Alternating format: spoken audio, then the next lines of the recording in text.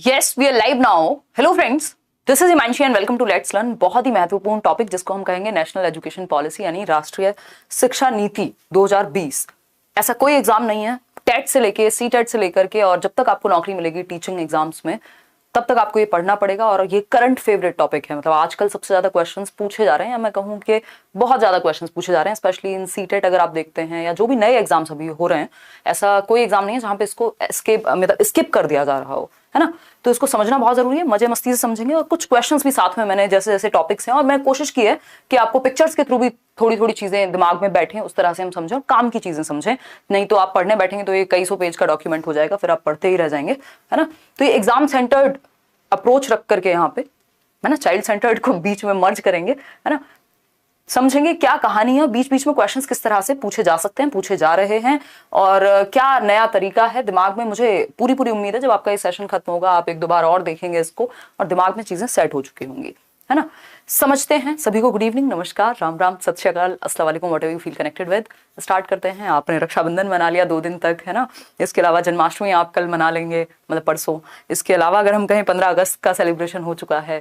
सारी चीजें आपने कर ली हैं पिछले इतने दिन में और आज से जरूरी है कि हम काम पे वापस आए। ऐसे एक शायरी भी है, ऐसे मेरा मन कर रहा है, आज मैं फुल मूड में हूँ, बहुत अच्छा डिस्कशन करेंगे, है ना। ये सेशन बेसिकली आपको कई नंबर दिलाएगा, आप बाद में आकर के थैंक यू लिखेंगे इस वीडियो के नीचे। इतनी पूरी पूरी ऐसी कोशिश की जाएगी, है ना। तो सारे सेलिब्रेशंस अगर खत्म हो गए हो तो थोड़ा नौकरी की तरफ रुख कर लिया जाए या पढ़ाई की तरफ रुख कर लिया जाए, है ना। तो एक शेर है कि लो देख लो ये इश्क है, ये वस्ल है, ये हिज्र, अब लौट चले आओ बहुत काम पड़ा है ना। तो काम पे वापस आ जाते हैं। Let's get back to work और स्टडीज। ठीक है, आपने सारा सेलिब्रेशन कर लिया, breakup, patchup, whatever it is. ये जो इसके मीनिंग है भारी भारी शब्दों के वो लास्ट में समझेंगे कि वस्ल और हिज्र और पता नहीं क्या क्या क्या है।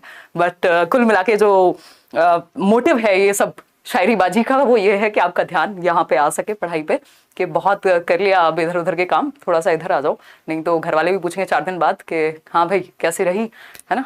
तो वो नहीं चलना चाहिए। चलो फटाफट से समझते हैं, बहुत काम की चीजें करने वाले हैं। मतलब मुझे लगता है बहुत ही प्यार से हम समझेंगे इन चीजों को और बहुत ही अच्छी पॉलिसी है। अगर आप देखेंगे ना, मतलब ऑन पेपर्स तो बहुत ही प्यारी है और मैं और आप मिलकर के मुझे लगता है जो भावी शिक्षक हैं या शिक्षिकाएं हैं वो इसको अगर इम्प्लीमेंट करेंगे और जैसी चीजें लिखी गई हैं ऑन पेपर्स, बहुत बहुत ही बढ़िया पॉलिसी है एजुकेशन के लिए। चलिए समझते हैं फटाफट से, शुरुआत करेंगे। बहुत सारी चीजें हैं इसमें जो हमें डिस्कस करनी है, पेशेंस के साथ डिस्कशन करेंगे, कोई टेंशनबाजी है नहीं, है ना। चलिए कहानी शुरू करें। आगे आप लोग सभी जैसे जैसे जुड़ते जाएं ऐसे लाइक शेयर वेयर भी करते जाएं अगर आपको सेशन पसंद आए, ऐसी कोई मजबूरी नहीं है ना। कहानी शुरू करते हैं आज की। ये सेशन करियरवेल ऐप पे भी लाइव चल रहा है और आपके यहाँ भी, और सभी बैचेस में लाइव है ये। मैंने मतलब क्योंकि मुझे पता है कि ये ऐसा नहीं है कि इसको अलग अलग बैच में अलग अलग तरह से क्लास दी जाए या यूट्यूब पे अलग कराया जाए। ये एक ऐसा टॉपिक है जो आपको काम आएगा ही आएगा, तो इसको समझेंगे अच्छे से। क्वेश्चंस कैसे आएंगे वो समझेंगे। नेशनल एजुकेशन पॉलिसी, नई नीति कह सकते हैं आप इसको या राष्ट्रीय शिक्षा नीति कह सकते हैं। लॉकडाउन के टाइम पे हमने इसके बारे में थोड़ी सी बात की थी, बट आज हम एग्जाम सेंट्रिक बात करेंगे। अगर हम बात करते हैं तो इसके जो चेयरपर्सन हैं, एक कमेटी बनाई गई थी 2017 में इसकी शुरुआत हुई थी। 2019 में इन्होंने रिपोर्ट सबमिट की। डॉक्टर के कस्तूरी रंगन कमेटी कहा जाता है, जो कि इसके चेयरपर्सन है के कस्तूरी रंगन जी। ठीक है, इनके बारे में हमने बहुत बातें कर ली, बट इतना नाम आपको काफी है कि आप याद रखें। ठीक है, क्या करें आप नाम याद रखें। के कस्तूरी रंगन जो है इसके चेयरपर्सन रहे हैं। क्लियर है बात? हाँ, विनोद देख लेंगे शायरी, तुम इधर आ जाओ भाई। ठीक है, तो ये क्या है, चेयरपर्सन है। यहाँ आप फोटो भी देख रहे हैं, चेयरपर्सन है इस कमेटी, इस रिपोर्ट के जो न्यू एजुकेशन पॉलिसी की बात हो रही है। ठीक है, अध्यक्षता में इनकी ये बनाई गई है। इतनी बात क्लियर है? कोई दिक्कत परेशानी, दर्द, समस्या, कहीं कोई रोग यहां तक तो नहीं होगा? समझते हैं चीजें। इसमें एक बात कही जा रही है कि भाई जो 2 crore out of school children हैं, वो बच्चे जो एडमिशन नहीं ले पा रहे हैं या जो पढ़ाई नहीं कर पा रहे हैं, उन 2 करोड़ बच्चों को वापस लाया जाएगा मेन स्ट्रीम एजुकेशन में, चाहे वो डिस्टेंस एजुकेशन का इस्तेमाल करें और स्पेशली जो ये अर्ली चाइल्डहुड केयर एजुकेशन वाले जो छोटे बच्चे हैं, है ना, उनको हम लेकर के आए। तो 2 करोड़ बच्चों को स्कूल में या उनको उनकी शिक्षा दी जाएगी, चाहे वो डिस्टेंस एजुकेशन का प्रयोग करें हम, चाहे उनको लेकर के स्कूल में आए हम, what ever the way it is, but हमको 2 करोड़ बच्चों को लेकर के आना है स्कूल के अंदर मेन स्ट्रीम एजुकेशन में और उनको शिक्षा देनी है। और बहुत ही क्रिटिकल कहा गया है वो जो एज है आपकी जो आंगनवाड़ी जिसको हम कह रहे थे, या यूकेजी नर्सरी, ये सब जो क्लासेस होती हैं आपकी 6 साल से पहले तक की उम्र, क्योंकि वो बच्चे के विकास के लिए, उसके दिमाग के लिए, आप बॉर्नवीटा के ऐड में सुनते भी आए होंगे कि बच्चे का 90% जो मस्तिष्क का विकास है वो 5 साल की उम्र तक हो जाता है, तो वो उसके विकास के लिए बहुत जरूरी टाइम है। तो उस पर भी इस एजुकेशन पॉलिसी ने फोकस किया है, किस पे, अर्ली चाइल्डहुड कह लीजिए आप, अर्ली चाइल्डहुड भी कह सकते हैं हम उसको, 2 से 6 वर्ष कह लीजिए, या फिर जो 6 वर्ष तक का जो समय है उस पर, 3 से 6 वर्ष स्पेशली बहुत फोकस किया है। चलिए समझते हैं क्या कहानी है। एमएचआरडी को रीनेम करके, जो हम ministry of human resource and development की बात करते थे, मानव संसाधन विकास मंत्रालय, उसको एजुकेशन मिनिस्ट्री का नाम दे दिया गया, यानी शिक्षा मंत्रालय बन गया। एक ये छोटा सा पॉइंट है। जो मेन इसमें चेंज है, आज तक हम जो पढ़ते आ रहे हैं, अभी तक मैंने और आपने जो एजुकेशन ली है, वो है 10+2 का सिस्टम, यानी 10वीं क्लास, 1 से 10वीं और 11वीं 12वीं, ये हुआ 10+2, सेकेंडरी और सीनियर सेकेंडरी हम इसको कहते हैं। इस पॉलिसी में एक नए स्ट्रक्चर की बात की गई है, वो है 5+3+3+4, यानी 4 लेवल्स हो गए 2 की जगह। इस 10+2 के बाद +3 हो जाता है, ग्रेजुएशन आपका 3 साल का। तो हम अभी स्कूल लेवल तक की ही बात कर रहे हैं इस सेशन में। तो 10+2 सिस्टम को रिप्लेस कर देंगे किसमें, 5+3+3+4। और इस न्यू एजुकेशन पॉलिसी में ये साफ साफ कहा गया है कि भैया नौकरी वोकरी ले लो, जिन्होंने 2 साल का बीएड या डीएलएड वगैरह किया हुआ है, 2030 तक सबको वाइप आउट कर देंगे। बीएड जो है वो 4 साल की टीचिंग ट्रेनिंग से कम में काम चलेगा नहीं, आप टीचर नहीं बन पाएंगे अगर आपने 4 साल की एजुकेशन नहीं ली होगी 2030 तक। तो उससे पहले अपनी नौकरी निपटा लो, मतलब निपटाओ मत, एटलीस्ट पहुंच जाओ जहां जहां पहुंचना है। तो 5+3+3+4 ये है नया फॉर्मेट, ये दिमाग में सेट हो जाएगा। अभी लग रहा होगा कि यार ये बार बार देख तो बहुत बार लिया, दिमाग में सेट नहीं हो रहा, उसको भी समझेंगे। मैंने बहुत शॉर्टकट्स भी निकाले हैं, मतलब निमोनिक्स जैसा कि हम यूज करते ही हैं। ठीक है जी। अगर हम बात करते हैं FPMS से, याद रख सकते हो आप इसको, जिसको foundational stage, preparatory stage, middle stage और सेकेंडरी स्टेज की अगर हम बात कर रहे हैं।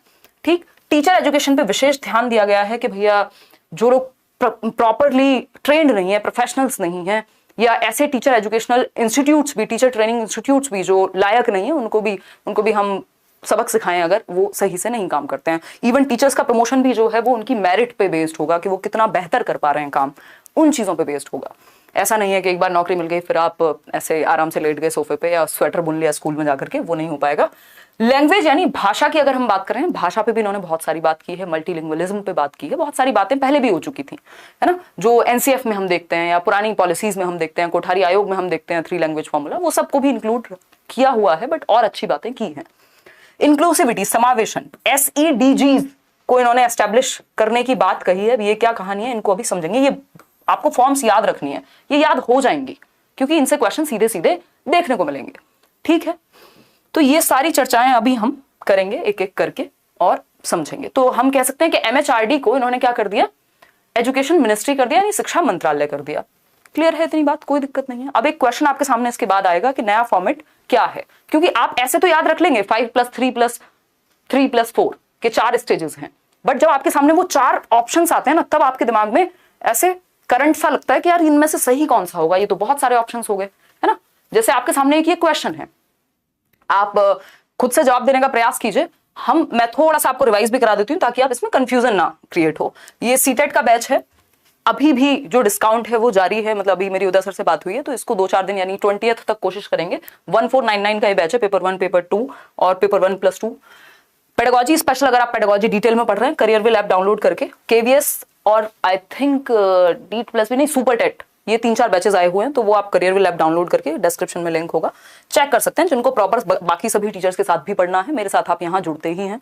ठीक है, तो अगर हम बात करें यहाँ किस चीज की, पुराना जो सिस्टम था, प्रीवियस सिस्टम, वो क्या था, प्रीवियस सिस्टम था 10+2 का, 10 साल यानी 10वीं, 1 से 10वीं कक्षा तक, और 2 साल 11वीं 12वीं, ये था प्रीवियस। न्यू की अगर हम बात कर रहे हैं, न्यू स्ट्रक्चर की अगर हम बात कर रहे हैं, दिस इज 5+3+3+4। ठीक है जी, कोई दिक्कत परेशानी। अब ये क्या है कहानी, अगर हम बात करते हैं FPMS, ये याद रखने का तरीका है, ये निमोनिक है, एक शॉर्ट फॉर्म है। फाउंडेशनल स्टेज होगी 5 साल की, यानी बच्चे का जो एजुकेशन है, जो उसकी आंगनवाड़ी है, 3 साल तक हम उसको वहां पे समझाएं, फिर फर्स्ट और सेकंड कराएं। ठीक, मतलब कि जो हम कक्षा 1 से बात कर रहे थे, यहां बात हो गई आपकी वो नर्सरी वर्सरी, पहले अर्ली चाइल्डहुड केयर एजुकेशन को भी इन्होंने शामिल कर लिया है, इसलिए शुरू के 5 साल बन गए। 1 से 10 तक की बात नहीं हो रही है अभी, पहली कक्षा से पहले के 3 साल भी पढ़ाना है, उस पर भी फोकस करना है, उसको भी मेन स्ट्रीम करना है। क्यों? क्योंकि अभी जो शुरुआत में मैंने बात कही, बॉर्नविटा के ऐड का एग्जाम्पल दिया, कि भाई बच्चे का जो मस्तिष्क का विकास है या जो उसका बहुत हद तक विकास है वो लगभग 5 साल 6 साल तक की उम्र में हो जाता है, और आप 6 साल में पहली कक्षा में बच्चे को लेके जाएंगे तो उससे पहले का कौन ध्यान रखेगा। तो इसलिए इन्होंने कहा कि ये शुरुआत के जो 5 साल हैं ये भी जरूरी है, इसमें बच्चे का जो फाउंडेशनल पीरियड है उसको मजबूत करना है। ठीक, फिर आएगा 3 साल की एजुकेशन, फिर 3 साल और फिर 4 साल। ठीक है, कक्षा 8 से 12 तक, उस पर अभी हम आएंगे, लेकिन हमें इतना ध्यान रखना है कि 5 + 3 + 3 + 4। ठीक है, 534 याद रख लो, सिंपल, अगर कुछ और नहीं दिमाग में आ रहा है अभी तो, अगर रट्टे ही लगाने हैं तो थोड़ा अच्छे से लगाइए। ठीक है, 534 क्या है? 534 कुछ नहीं है, 5 + 3, इसमें 3 और जोड़ लेना, एक 2 बार 3 आएगा। ठीक, 534 से याद रह जाएगा। 5 + 3 + 3 + 4, ये है आपका नया सिस्टम एजुकेशन का, जिसमें यहां पे हम सिर्फ 12 साल तक की बात कर रहे थे, 12 इयर्स तक की बात कर रहे थे। यहां पे हम 5 और 3 8 और 3 11 और 4 15 साल की बात कर रहे हैं। क्यों? क्योंकि हम बच्चे का आप शुरुआत से ध्यान रख रहे हैं, ताकि जो उसका फाउंडेशनल पीरियड है वो खराब ना हो। 15 साल तक अब हम यहां पे फोकस करेंगे बच्चे पे, कक्षा 1 से 12 तक नहीं, उससे पहले ही शुरू कर देंगे। तो ये बेसिक सी बात हो गई। 534 ये इसका शॉर्टकट हो सकता है, और इनकी सबकी नाम जो है याद रखने के लिए अभी हम आगे भी चर्चा करेंगे। FPMS। ठीक है, MS सबको याद रहता होगा, महेंद्र सिंह धोनी, या जो जिसका जैसे मन करे जोड़ के अपना याद रख लो। FPMS देखिएगा, क्वेश्चन आपके सामने है, एक हल्का सा क्वेश्चन, बीच बीच में हम एक एक टॉपिक करेंगे, और एक आध क्वेश्चन मैं अलग से भी एक सेशन लूंगी जिसमें बहुत सारे क्वेश्चंस आपके साथ डिस्कस करूंगी इस पॉलिसी पे, लेकिन कुछ कुछ क्वेश्चंस मैंने ऐड किए हैं। ठीक है जी, क्वेश्चन है what is the structure of school education. बात किसकी हो रही है? स्कूल एजुकेशन की। ठीक है, विद्यालय शिक्षा की अगर हम बात करें, नेशनल एजुकेशन पॉलिसी यानी राष्ट्रीय शिक्षा नीति 2020 क्या रिकमेंड करती है, कौन सा स्ट्रक्चर। तो हमें पता है कि 5 + 3, अभी हमने 534 की बात की थी, बिल्कुल सीधा सा आंसर हो गया 534, यानी 5 + 3 + 3 + 4। लेकिन 2 + 3 + 3 + 4, कुछ भी कंफ्यूजन नहीं रखनी, इनको देख के कंफ्यूज नहीं हो जाना है। ठीक है, तो just A option is the right answer. ठीक है, जो फर्स्ट है वो सही है, बाकी गलत है। क्लियर है इतनी बात? इसमें अपनी मर्जी से नहीं तोड़ देंगे कि 5 को और 2 + 3 5 बराबर ही तो होता है ना, ऐसे नहीं चलेगा यहाँ पे, अपनी मर्जी से नहीं चलेगा, जो स्ट्रक्चर है वो स्ट्रक्चर है। तो A option is the right answer, कि जो ये 5 साल 3 साल 3 साल और 4 साल, ये है क्या, अभी इसको डिटेल में समझने वाले हैं। तो ये कुछ कुछ बातें हमने की नई शिक्षा नीति की। इंप्लीमेंटेशन मुझे लगता है 2030 तक चीजें बहुत हद तक बदल जाएंगी एजुकेशन में, या टीचर जो लोग बन रहे हैं उनके लिए भी 2030 तक बहुत सारी चीजें बदल जाएंगी, और 2025 तक इन्होंने कई चीजें इंप्लीमेंट करने की बात की है, जैसे नया NCF बनाने की बात की है, नया NCTE के लिए, जो टीचर एजुकेशन के लिए जो NCFTE होता है उसकी बात की है, अर्ली चाइल्डहुड केयर एजुकेशन के लिए एक नया NCF तैयार करने की बात की है। बहुत सारी चीजें हैं जो उन्होंने डिस्कस की हैं, और टेक्नोलॉजी का भरपूर इस्तेमाल होगा। अब आप टेक्नोलॉजी से बच नहीं सकते कि हमें तो ऑनलाइन पढ़ना समझ ही नहीं आता, पेपर भी ऑनलाइन हो रहे हैं, सीख भी आप ऑनलाइन रहे हैं, डिस्कशन भी आप ऑनलाइन कर रहे हैं, जैसा कि आप कर भी रहे हैं कमेंट्स में, है ना। चलिए समझते हैं, तो हम टेक्नोलॉजी से भाग नहीं सकते। अभी जैसा कि हमारे प्राइम मिनिस्टर भी कह रहे थे कल परसों 15 अगस्त को कि इनोवेशन का युग है, तो वो इनोवेशन या टेक्नोलॉजी को हम यहाँ इग्नोर नहीं कर सकते। अगर एक शब्द में न्यू एजुकेशन पॉलिसी को समझना हो तो हम कहेंगे बच्चे का होलिस्टिक डेवलपमेंट। जो बात CCE भी कर रहा था, यानी CCE क्या, सतत एवं व्यापक मूल्यांकन, continuous and comprehensive evaluation. NCF भी कह रहा है कहीं ना कहीं, सारी पॉलिसीज आज तक कहती आ रही हैं, 1968 64 66 सब में, चाहे वो कोठारी आयोग, जितनी भी बार जो भी चेंज हुआ है, अच्छी अच्छी बातें हो रही थी। तो कुल मिलाकर के होलिस्टिक डेवलपमेंट, होलिस्टिक बोले तो होल मतलब वो वाला होल, WHO वाला, सर्वांगीण विकास। सर्वांगीण विकास कैसे होगा? सिर्फ पेन पेपर, सिर्फ दिमाग का विकास करके नहीं। विकास के 4 पक्ष हैं जो हम जनरली पढ़ते हैं डेवलपमेंट में। चीजें जोड़ना भी सीखना है हमें, रट्टे नहीं लगाने। फिजिकल यानी शारीरिक विकास बच्चे का, संज्ञानात्मक विकास यानी उसके दिमाग का, सोशल यानी हम समाज में रहते हैं तो हमें 4 बातें करनी है, एक दूसरे को कोऑपरेट करना, टीम वर्क, ये सब भी आना चाहिए। और इमोशनल डेवलपमेंट कि बच्चा अपने इमोशंस के प्रति कितना अवेयर है, कितना बेहतर तरीके से उनको मैनेज करना जानता है, कितना बेहतर तरीके से उनको कंट्रोल करना जानता है, कितना बेहतर तरीके से उनको डायरेक्शन देना जानता है। तो कुल मिलाकर के हम बच्चे के सर्वांगीण विकास की बात कर रहे हैं, है ना, यानी कि लगभग सभी एस्पेक्ट्स में डेवलपमेंट। होलिस्टिक मतलब इन ऑल एस्पेक्ट्स, सभी पक्षों में विकास बेहतर तरीके से हो पाए बच्चे का। भाई शिक्षा का मतलब ये थोड़ी हमें डिग्री दिला करके और नौकरी दिला देनी है सिर्फ, ये तो हम बिल्कुल सबसे तुच्छ स्तर की बात हम करते हैं, क्योंकि अब जो भी हमारी हिस्ट्री रही है कि हम सिक्योरिटी चेज कर रहे हैं, व्हाटएवर इट इज। तो सभी पक्षों में विकास, चाहे वो बच्चे का शरीर हो यानी फिजिकल डेवलपमेंट, शारीरिक विकास हो, उसका संज्ञान यानी उसकी बुद्धि, उसकी डिसीजन मेकिंग हो, उसका सामाजिक विकास हो या उसका इमोशनल डेवलपमेंट हो, तो विकास के सभी पहलू जो हैं वो साथ में मिलकर के होलिस्टिक यानी सर्वांगीण विकास की बात हो। ऐसा एक शब्द में अगर आप नेशनल एजुकेशन पॉलिसी को समझना चाहते हैं तो हम कहेंगे कि बच्चे का विकास सभी पक्षों में। क्लियर है इतनी बात? कोई दिक्कत, परेशानी, दर्द, समस्या यहां तक हो तो मुझे बता दीजिए। अगर है तो फिर क्या, फिर हम यहीं पे अटके रहेंगे, आराम से बातें करेंगे 2-4 मिनट और फिर आगे बढ़ेंगे। तो हमने बहुत ही प्यारी प्यारी सी 2-3 बातें की हैं कि के कस्तूरीरंगन की अध्यक्षता में इसकी पूरी बुनियाद रखी गई, चीजें बनी और इसमें नया फॉर्मेट लाया गया है। 2 करोड़ स्कूल के बाहर जो बच्चे हैं उनको हम सिखाएं, जो छोटे बच्चे हैं उनका हम ध्यान रख पाए। छोटे मीन्स अर्ली चाइल्डहुड वाले, यानी 3 से 6 वर्ष की उम्र के बच्चों का हम ख्याल रखें, ठीक है, उनको भी शिक्षा में शामिल करें, उनको भी स्कूली एजुकेशन में शामिल करें। अब आप ये डायग्राम्स हमारे यहाँ से शुरू होते हैं, कई सारे डायग्राम हैं जो आपके दिमाग में चीजें बिठाने में आसानी करेंगे। और ये जो पीडीएफ है आपको करियरविल ऐप के नोट सेक्शन में सभी के लिए फ्री ही होगा, है ना। वैसे डेमो लेक्चर के रूप में भी है और यूट्यूब पे भी जो लोग है ही नहीं करियरविल पे या जाना भी नहीं चाहते हैं तो उस केस में टेलीग्राम पे भी हम अपलोड करा देंगे, कोई दिक्कत वाली बात नहीं है, ठीक है। ऐसी कभी पार्शियलिटी कुछ हुई नहीं है। देखिए अगर हम बात करें, बट बहुत ही प्यारा सा ऐप है, आप जाकर के चेक कर सकते हैं।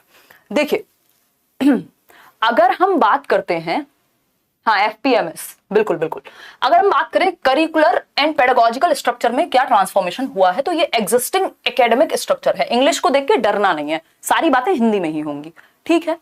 तो ये एग्जिस्टिंग एकेडमिक स्ट्रक्चर क्या था, मतलब जो चल रहा है या जो अब तक चलता आया है, विच इज 10 ईयर्स, यानी कि 10 साल, 6 से 16 वर्ष तक। 6 वर्ष की उम्र में पहली कक्षा में बच्चा जाएगा और 16 वर्ष तक अपना निपटा लेगा जो भी उसको पढ़ाई लिखाई करनी है 12वीं तक, ठीक। और फिर अगर मतलब 10वीं तक, फिर उसके बाद 2 साल हैं आपके 16 से 18 वर्ष किसके, 11वीं 12वीं के।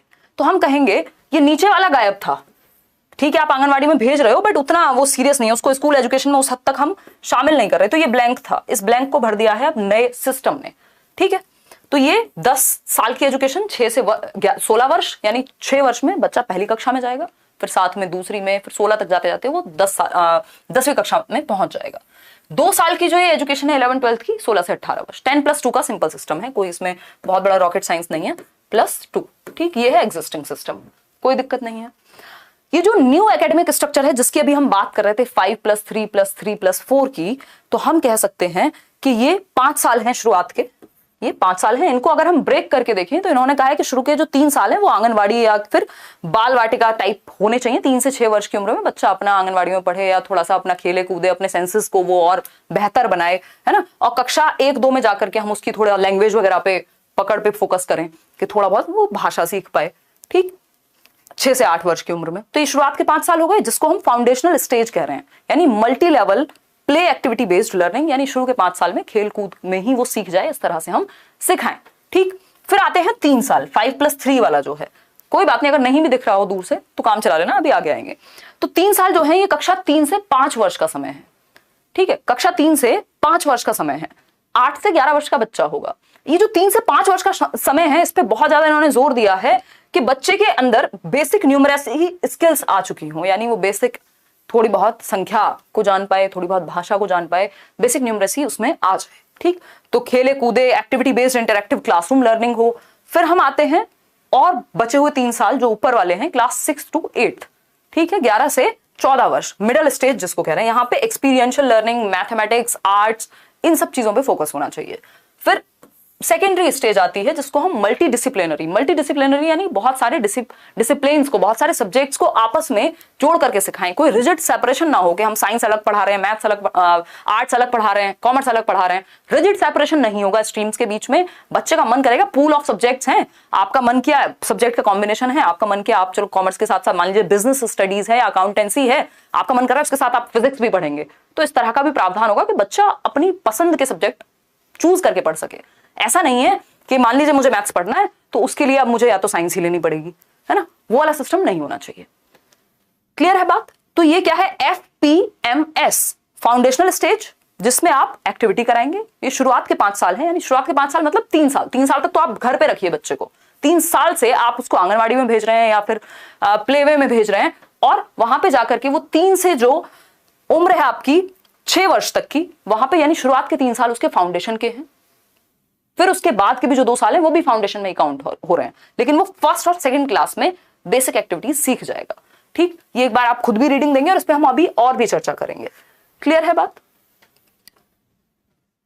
तो न्यू एकेडमिक स्ट्रक्चर कहता है FPMS, यानी शुरुआत के जो 5 साल हैं ये फाउंडेशनल, फिर प्रेपरेटरी, मिडिल स्कूल, और ये मिडिल स्कूल वही है जो 6th क्लास से ही आपका जो बच्चा है वो इंटर्नशिप्स करने लगे, कोडिंग वगैरह सीखने लगे, या फिर अगर हम बात कर रहे हैं तो वोकेशनल एजुकेशन, कि किसी को ड्राइंग, पेंटिंग, म्यूजिक, योगा, इन सब में भी इंटरेस्ट है तो बच्चा वो भी तो एक्सप्लोर करे। ऐसा ना हो डिग्री हमारे हाथ में PhD की आ गई और फॉर्म भर रहे हैं हम अभी भी स्कूल में पियोन बनने का, वो स्थिति नहीं होनी चाहिए, है ना। थोड़े कटु वाक्य हैं बट ऐसा होता है या हम देख रहे हैं अपने आसपास, तो वो चीज ना हो, बच्चा स्किल्ड हो, है ना। तो वो एक चीज हुई। फिर जो ये 9th to 12th का टाइम है, यहाँ पे फ्लेक्सिबिलिटी होनी चाहिए, बच्चे की critical thinking, 21st century skills की बात कर रहे हैं, 21वीं शताब्दी के कौशल बच्चे में हो, वो क्या है? वो है CDP। अभी आएंगे उस पर भी, चलिए समझते हैं, एक एक करके समझेंगे। डरना नहीं है किसी भी चीज को देख करके, इतनी रामायण लिखी हुई है, इसको देखकर भी परेशान नहीं होना। देखिए, रामायण से मेरा मतलब है बहुत बड़ा सा ग्रंथ, ठीक, कई लोग दिल पे ले जाते हैं। अगर हम बात करें यहाँ पे तो 360 डिग्री असेसमेंट की बात की है इन्होंने, 360 डिग्री असेसमेंट होना चाहिए, यानी जो आकलन हो वो 360 डिग्री में हो। इस पे भी बाद में आएंगे, पहले हम पढ़ेंगे इससे भी पहले अपनी 21st सेंचुरी स्किल्स कौन सी हैं जिनको सिखाने की बात की जा रही है ना। ये परख पे भी आएंगे बाद में, पहले 21st सेंचुरी स्किल्स की बात करेंगे। 21st सेंचुरी स्किल्स की बात हो रही है, 21वीं शताब्दी के कौशल क्या हो सकते हैं? वो 21वीं शताब्दी के कौशल, 21वीं शताब्दी के कौशल हैं critical thinking, innovation, leadership, communication, cooperation. यानी हम जब बात कर रहे हैं 21st सेंचुरी स्किल्स की, यानी 21वीं शताब्दी 21st सेंचुरी स्किल्स, भाई समय बदल गया, चीजें बदल गई।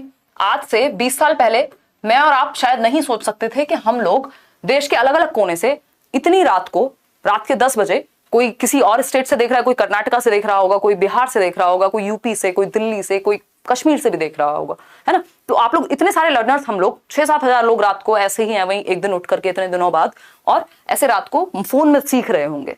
ये शायद अब से 20 साल पहले हम नहीं सोच पाते थे, या जब मैं छोटी थी तब हम टीवी देख के काम चला लेते थे, ठीक। तो अगर हम कहें तो 21वीं शताब्दी है तो चेंज है, टेक्नोलॉजी का बहुत बड़ा प्रयोग है। तो 21वीं शताब्दी की जो कौशल है, मेनली आप मेजरली CDP से याद रखोगे, जैसे चाइल्ड डेवलपमेंट एंड पेडागोजी से याद रखते हो ना, बाल विकास एवं शिक्षा शास्त्र, तो उसी तरह से क्रिटिकल थिंकिंग बहुत महत्वपूर्ण है। पेपर में सीधे सीधे क्वेश्चन आ रहा है, क्रिटिकल थिंकिंग। क्रिटिकल थिंकिंग यानी आलोचनात्मक चिंतन, बच्चे के सामने जो आए ऐसा नहीं बस वो मान ले, उस पर वो सोच पाए, क्रिटिकली हर चीज पे सोच पाए, क्या सही है क्या गलत है, गलत है तो क्यों गलत है, सही है तो क्यों सही है, और एनालाइज कर पाए, प्रॉपर चीजों का विश्लेषण कर पाए, हर एंगल से देख पाए चीज को, क्या फैक्ट है क्या ओपिनियन है ये समझ पाए, है ना। बिल्ली ने रास्ता काट दिया तो जस्ट मान ना ले कि हाँ यार बुरा ही होता होगा, ठीक है।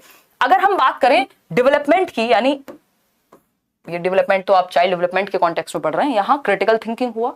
डी फॉर डिसीजन मेकिंग, यार आप अपने जीवन के डिसीजन ले पाए, या बच्चे की डिसीजन मेकिंग अच्छी हो, कोई और तो जीवन भर आपके लिए डिसीजन नहीं लेगा, और जीवन में ये बहुत महत्वपूर्ण है कि आपकी डिसीजन मेकिंग यानी निर्णय निर्माण की जो क्षमता है, निर्णय लेने की जो क्षमता है वो कैसी है ना। तो बच्चे में डिसीजन मेकिंग हो। भाई डिसीजंस तो पूरी लाइफ चेंज कर देते हैं ना। हम क्या करते हैं, हम चाहते हैं माँ बाप ले लें कि हमें आगे क्या करना है, डिसीजन शादी किससे करनी है, सारे डिसीजन माँ बाप ले लें, या माँ बाप खुद भी यही चाहते हैं, बट क्या पूरा जीवन ऐसे ही चलेगा? नहीं चल पाएगा। तो वो बेसिकली डिसीजन मेकिंग, और हम इसका एक रीजन ये भी है कि कोई भी ये नहीं चाहता कि जब वो गलत साबित हो तो ठीकरा जो है उस पर फोड़ दिया जाए, है ना। वो रिस्पॉन्सिबिलिटी हम नहीं लेना चाहते डिसीजंस की। माँ बाप एटलीस्ट भाई लड़का ढूंढ के लाएंगे हमारे लिए तो कह तो देंगे, कल को कैसा लड़का ढूंढ के लाएगा, खुद से गलत निकल गया तो क्या जिम्मेदारी लोगे। तो डिसीजन मेकिंग आपकी शुरुआत से स्ट्रांग होनी चाहिए, है ना। छोटे छोटे डिसीजन में हम कई बार अटके रहते हैं कि क्या पहने, ये पहने कि वो पहने। तो डिसीजन मेकिंग बच्चे की अच्छी हो। दूसरी चीज है problem solving, P for problem solving, समस्या समाधान, प्रॉब्लम सॉल्विंग। गलत डिसीजन ले लीजिए, कोई दिक्कत नहीं, मतलब ऐसा थोड़ी कि सारे डिसीजन सही हो जाएंगे। तो वो बच्चों को शुरुआत से प्रैक्टिस है उस चीज की, अलग अलग आयाम में। सिर्फ शादी का डिसीजन नहीं दिलवा रहे हैं हम स्कूल में, यहाँ पे कुल मिला के बात ये है कि छोटी छोटी चीजों से लेके तो फिर तो आप देश के भी बहुत हद तक काम आएंगे ना, जब आप बड़े बड़े डिसीजन भी ले पाएंगे, जब आपने छोटी उम्र से चीजें करने की कोशिश की, कुछ एक्सपेरिमेंट किया, कुछ गलत हुआ कुछ सही हुआ, है ना। तो आप खुद की ही थिंकिंग को दिशा दे पाएंगे। कुल मिलाकर के मेटाकॉग्निशन, यानी हम कह सकते हैं कि मेटाकॉग्निशन पे फोकस किया जाए कि how to learn, learning to learn, ये एक बहुत इंपॉर्टेंट लाइन है, लर्निंग टू लर्न, कि सीखेंगे कैसे ये सीख पाए हम। तो ये पेपर में आपको देखने को मिलेगा ये क्वेश्चन, लर्निंग टू लर्न पे फोकस करे ये पॉलिसी, लर्निंग टू लर्न यानी सीखते कैसे हम ये सीख पाए, सीखते कैसे हम ये सीख पाए, यानी मेटाकॉग्निशन, परासंज्ञान, थिंकिंग अबाउट थिंकिंग। मेटाकॉग्निशन पे भरपूर क्वेश्चंस आए इस बार सीटेट में, है ना। परासंज्ञान ये हम 2019 से डिस्कस करते आ रहे हैं, तब हमें लगता था यार ये पूछा तो जाता नहीं है कहीं, है ना। लर्निंग टू लर्न, कि सीखेंगे कैसे, थिंकिंग अबाउट थिंकिंग, वो चीजें हम अपने अंदर डेवलप कर पाए। इन सब चीजों पे पॉलिसी बात कर रही है। क्लियर है इतनी बात, कोई दिक्कत नहीं है। तो ये 21st सेंचुरी स्किल्स को अगर आपको 3 वर्ड में याद रखना हो, 3 लेटर्स में याद रखना हो, तो एक है सी, क्रिटिकल थिंकिंग, आलोचनात्मक चिंतन, बच्चा सोच पाए हर एक एस्पेक्ट में। डी, डिसीजन मेकिंग, यानी उसका निर्णय लेने की क्षमता बेहतर हो। नेक्स्ट है पी फॉर प्रॉब्लम सॉल्विंग, यानी समस्या समाधान अच्छा कर पाए। अब E, critical thinking, decision making, problem solving, फिर नया इनोवेशन एंड टेक्नोलॉजी क्या आ रही है। इसके अलावा अगर हम बात कर रहे हैं तो कैसे उसकी सोशल स्किल्स बेहतर हो, कैसे उसकी इमोशनल स्किल्स बेहतर हो, कैसे उसकी कम्युनिकेशन बेहतर हो, कैसे उसकी लीडरशिप बेहतर हो, ये सब 21वीं शताब्दी के कौशलों में ही आता है। मेजरली ये 3 चीजें हैं, याद रखेंगे आप, बिल्कुल दिमाग में चलेगी ये चीज। क्रिटिकल थिंकिंग, इसको कैसे डेवलप कर सकते हैं भाई, आप इम्प्रॉम्प्टू डिबेट कर सकते हैं, कोई टॉपिक लेकर के उस पर 2 बच्चे चर्चा कर रहे हैं, तो इससे क्या होगा, बच्चे का क्रिटिकल थिंकिंग, वो दूसरे के पर्सपेक्टिव को लेना सीखेगा, अपनी बात कहना सीखेगा। आप क्या करते हैं, आस्क योरसेल्फ मेड क्वेश्चंस। बच्चों को कहेंगे अच्छा क्वेश्चन पूछो, खुद से पूछो क्वेश्चन कि लाइफ क्या है, ये क्या है, फलाना क्या है, ढिमकाना क्या है, पेड़ से जो सेब है वो नीचे क्यों आया, कुछ भी हो सकता है। गोलमोल आस्किंग रिडल्स, यानी कि आप बच्चे से रिडल्स वगैरह पूछिए, पहेलियां जिनको हम कहते हैं, उससे भी दिमाग शार्प होगा। कुछ गैप दे दीजिए फिल करने के लिए, ऐसी एक्टिविटीज हैं जिनसे क्रिटिकल थिंकिंग अच्छी होगी। पूछो तो समझो, क्रॉस क्वेश्चनिंग हो सकता है कि किसी ने कहा कि भैया लड़कियां तो कमजोर होती हैं, तो दूसरे बच्चों का अच्छा कैसे बताओ जरा, फिर वो एक और क्रॉस एग्जांपल दे रहा है, क्रॉस क्वेश्चनिंग की जा रही है, तो इससे क्या होगा, क्रिटिकल थिंकिंग बेहतर होगी, बच्चे की सोचने की क्षमता। भाई एजुकेशन है क्या, कि हम बच्चे का सोचने का तरीका बेहतर कर पाए, उसको सोचना सिखा पाए, है ना। ये नहीं कि क्या सोचें, हम ये सिखा पाए हाउ टू थिंक, ये नहीं व्हाट टू थिंक। हमें दिमाग में नहीं भरना यही गलत है और यही सही है और ये सोचना है, तुम्हें कैसे सोचते हैं ये सिखाना है, तो वही क्रिटिकल थिंकिंग है एक तरह से। इनोवेशन, कुछ नया इनोवेट कर पाए, वो प्रोजेक्ट बेस्ड आप लर्निंग दें। वर्चुअल रियलिटी की हम बात करें, आज हम मेटावर्स की बात कर रहे हैं, है ना। और अलग अलग बच्चों को फ्री छोड़ें, उसको एक ब्रेक दें जहां पे वो थोड़ा सा सीख पाए चीजें। तो इनोवेशन, कुछ नया करना, कुछ नया बनाना। आगे बढ़ेंगे, ये सब 21वीं शताब्दी के कौशल हैं। कोलैबोरेशन, ऐसा ना हो बस हम कॉम्पीट करने में लगे पड़े हैं एक दूसरे से, हमें टीम वर्क आए, हम 4 बच्चों के साथ मिलकर के ग्रुप बना करके सीख पाए, पेयर में सीख पाए, एक दूसरे की प्रॉब्लम हैंडल कर पाए। बहुत सारे इसके लिए गेम्स हो सकते हैं, जैसे कुछ प्रोजेक्ट हो सकता है जो आप ग्रुप में दे सकते हैं, डम शराट्स और दुनिया भर की चीजें इसमें हो सकती हैं, अभी हम उस पर नहीं जा रहे हैं। कम्युनिकेशन, यानी बच्चों को आप कम्युनिकेट करने के लिए बेहतर तरीके अपनाएंगे। अगर हम बात कर रहे हैं, यहाँ पे बात हो रही है कि साइन लर्निंग को भी हम प्रमोट करें, क्यों, क्योंकि स्पेशल एजुकेशन को भी तो हमें इंक्लूड करना है ना। तो साइलेंस टॉक डे, एक दिन आपके शांति से एकदम बात करेंगे। बहुत सारी चीजें, अलग अलग एक्टिविटीज हो सकती हैं कि बच्चे हैं, स्टूडेंट हैं क्लास में, पेयर्स में बात कर रहे हैं, 2 बच्चे, दो बच्चों को एक साथ बिठाया, एकदम अननोन टॉपिक पे बात करने को कह दिया, तो उनकी कम्युनिकेशन, उनका संप्रेषण बेहतर हो रहा है। ठीक है, अगर हम बात कर रहे हैं आईसीटी की, यानी आईसीटी लिटरेसी, यानी टेक्नोलॉजी को लेकर, एजुकेशन में टेक्नोलॉजी का कैसे प्रयोग किया जाए भरपूर, इस चीज को हम प्रमोट करें, चाहे वो इंटरनेट हो, चाहे वो कंप्यूटर हो, चाहे वो आपका ये स्मार्ट बोर्ड हो, सामने दिख रहा है आपको। ठीक, फ्लेक्सिबिलिटी एंड अडेप्टेबिलिटी, ऐसा नहीं है जरा सा सिलेबस चेंज हुआ और दिमाग घूम गया, है ना। टीचर्स का भी यही हो जाता है, आप नई चीजें सीख पाए, फ्लेक्सिबल हो, नए नए तरीके ढूंढे, अडेप्ट कर पाए नई नई सिचुएशन में। इस चीज के लिए भी आपको बच्चों को तैयार करना है, और जब बच्चों को तैयार करना है तो आपको खुद बहुत फ्लेक्सिबल होना पड़ेगा। ठीक है ना। तो ये बेसिक सी बातें हैं। आगे बढ़ेंगे, ये जस्ट एग्जाम्पल के लिए रटने नहीं है, ये जस्ट 21वीं शताब्दी के कौशलों के मैंने आपको एग्जाम्पल दिए हैं। अभी इस पे क्वेश्चंस भी हम सॉल्व करेंगे। देखिएगा, वापस से आते हैं जहां हम थे वहीं आते हैं वापस। हम थे कि असेसमेंट के लिए, आकलन के लिए क्या करें। तो एक तो आकलन के लिए एक बॉडी बनाई गई है, बॉडी ये वाली बॉडी नहीं, है ना, जो एक संस्था जैसी बॉडी, जिसको हम कहेंगे परख। परख पे अभी आएंगे, जो परखेगा कि आपका जो सिस्टम है वो कितना बेहतर है और कितने अच्छे से आकलन किया जा रहा है, परख को बनाया जाएगा। ठीक, अगर हम बात करते हैं, हाँ हिंदी पे भी आ रहे हैं यार, उसको पिक्चर्स को देख के भी डर जाते हो, हैं। इतनी बेसिक इंग्लिश हिंदी तो हमें आनी चाहिए कि हम स्कूल में पढ़ा पाएंगे हिंदी इंग्लिश दोनों, प्राइमरी के लिए स्पेशली जो लोग जा रहे हैं, पेपर में भी आएंगी इतनी इंग्लिश। तो self assessment, basically 360 degree assessment होना चाहिए, 360 डिग्री, यानी चहुमुखी आकलन। आप बच्चे के संज्ञान को, उसके दिमाग को भी, उसके दिल को भी और उसके इमोशंस को भी, मतलब फिजिकल सारे एस्पेक्ट में आप बच्चे का आकलन कर पाएं कि वो अच्छा किस में है। ऐसा नहीं सिर्फ पेन पेपर में अच्छा है, किसी एक सब्जेक्ट में अच्छा है, हो सकता है उसके अंदर ड्राइंग की बहुत अच्छी स्किल हो सकता है वो स्पोर्ट्स में बहुत अच्छा निकल जाए, हो सकता है वो किसी एक ऐसे सब्जेक्ट में अच्छा हो तो उसको आप साइंस की तरफ लेकर के जाएं, साइंटिफिक टेम्परामेंट, मैथमेटिकल थिंकिंग, इन सब की भी बात की गई है। तो ये 360 डिग्री असेसमेंट यानी कि सभी एस्पेक्ट में होलिस्टिक असेसमेंट, सर्वांगीण रूप से हम बच्चों को परख पाए, ठीक, इसके लिए परख बनाया जाएगा। परख क्या है अभी आएंगे। सेल्फ असेसमेंट यानी 360 डिग्री असेसमेंट, यानी एक प्रोग्रेस कार्ड होगा जो 360 डिग्री असेसमेंट कवर करेगा। प्रोग्रेस कार्ड यानी आपका जो रिजल्ट है, जो आपका रिपोर्ट कार्ड है, वो कैसा होगा, 360 डिग्री असेसमेंट उसके अंदर होगा, यानी बच्चे के सभी एस्पेक्ट, सभी पहलू उसके उसमें शामिल होंगे। सेल्फ असेसमेंट को हम स्व आकलन कहते हैं, यानी बच्चा खुद से, जो उसको कोई काम दिया गया है तो वो खुद से आकलन कर पाए कि कितना बेहतर किया है उसने, वो खुद को खुद से नंबर दे पाए। कि मान लीजिए आपने खुद से बैठ करके मॉक टेस्ट अटेम्प्ट किया और आपने खुद ही देखा कि यार ये वाला क्वेश्चन इतना सही है, यहाँ पे ये गलती है, आप खुद का आकलन कर पा रहे हैं, खुद को ही आप देख रहे हैं, खुद में ही कमियां निकाल पा रहे हैं, आप अपने ही काम को बेहतर कर पाएंगे। तो बच्चा एक तो सेल्फ असेसमेंट करे, 360 डिग्री में ये चीज आ जाएगी। पीयर असेसमेंट, जिसको हम सहपाठी आकलन कहेंगे या सह आकलन करेंगे, यानी आपस में बच्चे एक दूसरे की नोटबुक चेक कर लें या फिर एक दूसरे का आकलन कर पाए, एक दूसरे के काम का, कि भाई मैं ये बना के लाया हूं या बहन मैं ये बना करके लाई हूं, मैंने ये किया, देखियो ठीक किया है, अच्छा तेरा ये वाला सब्जेक्ट अच्छा है तो ये वाला सब्जेक्ट मैंने कुछ लिखा है, ये क्वेश्चन सॉल्व किया है, एक बार देख ले। तो यानी बच्चे आपस में एक दूसरे का आकलन कर रहे हैं।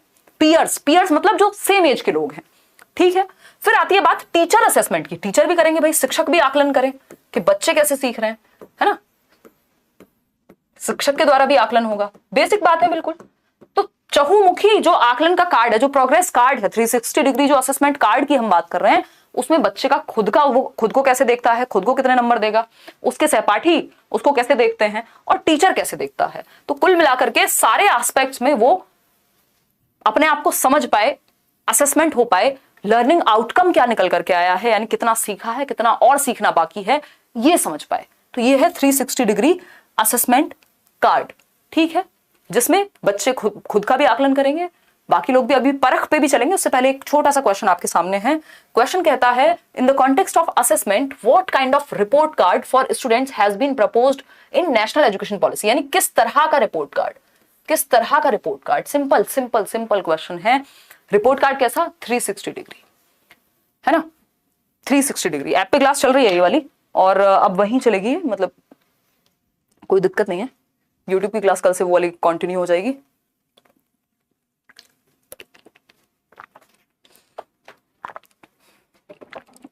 अभी लास्ट में हमें तो शेयर का मतलब भी तो समझना है ना। देखो एक बार पहले हम ये चैप्टर कंप्लीट करेंगे, फिर वस्ल और हिज्र का मतलब समझेंगे। मजाक कर रही हूं यार, हिंदी में भी बता दो, हिंदी में लिखा हुआ है सरकार, अभी करेंगे, डिस्कशन करेंगे, कोई दिक्कत नहीं है, हिंदी में बता देंगे। मैं और ध्यान रखूंगी कि दोनों ही भाषाओं का प्रयोग किया जाए भरपूर। देखिए अगर हम बात करें रिपोर्ट कार्ड की, तो आप लोग कह रहे हैं बी ऑप्शन या 360 डिग्री। चलिए समझते हैं। Report cards specifying relative information of the students in comparison to others, दूसरों के कंपैरिजन में नहीं, बच्चे के खुद के कंपैरिजन में, ठीक है। फिर क्या है, report cards of students performance in paper pencil test, नहीं सिर्फ पेपर पेंसिल नहीं, 360 degree multidimensional report card, जिसमें बच्चे के सभी आयाम आ जाएं कि वो खेलने कूदने में कैसा है, वो गाने में कैसा है, उसका जो भी उसके अंदर क्षमताएं हैं। समेटिव नहीं, फॉर्मेटिव होना चाहिए आकलन का जो तरीका है, यानी रचनात्मक मूल्यांकन की हम बात करें, ना कि, तो हम ये कह सकते हैं कि एक शिफ्ट, एक तो रिजिडिटी से जो आपका आकलन है वो रिजिड ना होकर के फ्लेक्सिबल हो, जो असेसमेंट है वो फ्लेक्सिबल होना चाहिए, ठीक है। क्या है, रिजिड यानी जटिल या बिल्कुल कठोर ना होकर के कि थोड़ा बहुत भी चेंज का उसमें मौका ही नहीं है, फ्लेक्सिबिलिटी होनी चाहिए, ठीक। लचीला कहा जाता है ना कि भाई जो झुकते नहीं है, या तो मतलब ये कहें टाइम के साथ जो बदलते नहीं है वो खत्म हो जाते हैं, मतलब हमें फ्लेक्सिबल होना बहुत जरूरी है, लचीला होना बहुत जरूरी है। ऐसा ही आपका रिपोर्ट कार्ड होना चाहिए, ठीक है। 360 डिग्री असेसमेंट आपका हो पाए। सबमेटिव यानी एसए टू एफए, शिफ्ट कहां होना है, एसए टू एफए। एफए होता है रचनात्मक आकलन, जिसमें बच्चे की एक्टिविटीज, इंप्रूवमेंट क्या होना है, कैसे वो सीख रहा है, ये सब चीजें। ऐसे में पेन पेपर टेस्ट होता है ज्यादातर, पेन पेपर टेस्ट। तो ये पेन पेपर या सिर्फ जजमेंट के लिए किया जाता है, ऐसे जो है वो जजमेंट के लिए किया जाता है। तो आपको ऐसे से शिफ्ट करके ज्यादातर चीजें धीरे धीरे एफए की तरफ लेकर के जानी है, यानी रचनात्मक आकलन, यानी कि ये इंप्रूवमेंट के लिए होगा। किसके लिए होगा, इंप्रूवमेंट के लिए होगा, कि और बेहतर कैसे कर सकता है बच्चा। आप टेस्ट इसलिए ले रहे हैं कि और इंप्रूवमेंट का स्कोप कहां है। जैसे आपकी क्लास में भी होता होगा ना, एसए और एफए, जैसे हाफ ईयरली एग्जाम्स को या टर्म 1 को हम क्या कहते थे, एसए कहते हैं, हाफ ईयरली और ईयरली को। एफए क्या है, एफए 1 एफए 2 जो आपके फॉर्मेटिव टेस्ट होते हैं वो इंप्रूवमेंट के लिए होते हैं, ठीक है, इतनी बात क्लियर है? कोई दर्द परेशानी समस्या कुछ है तो बता दीजिए।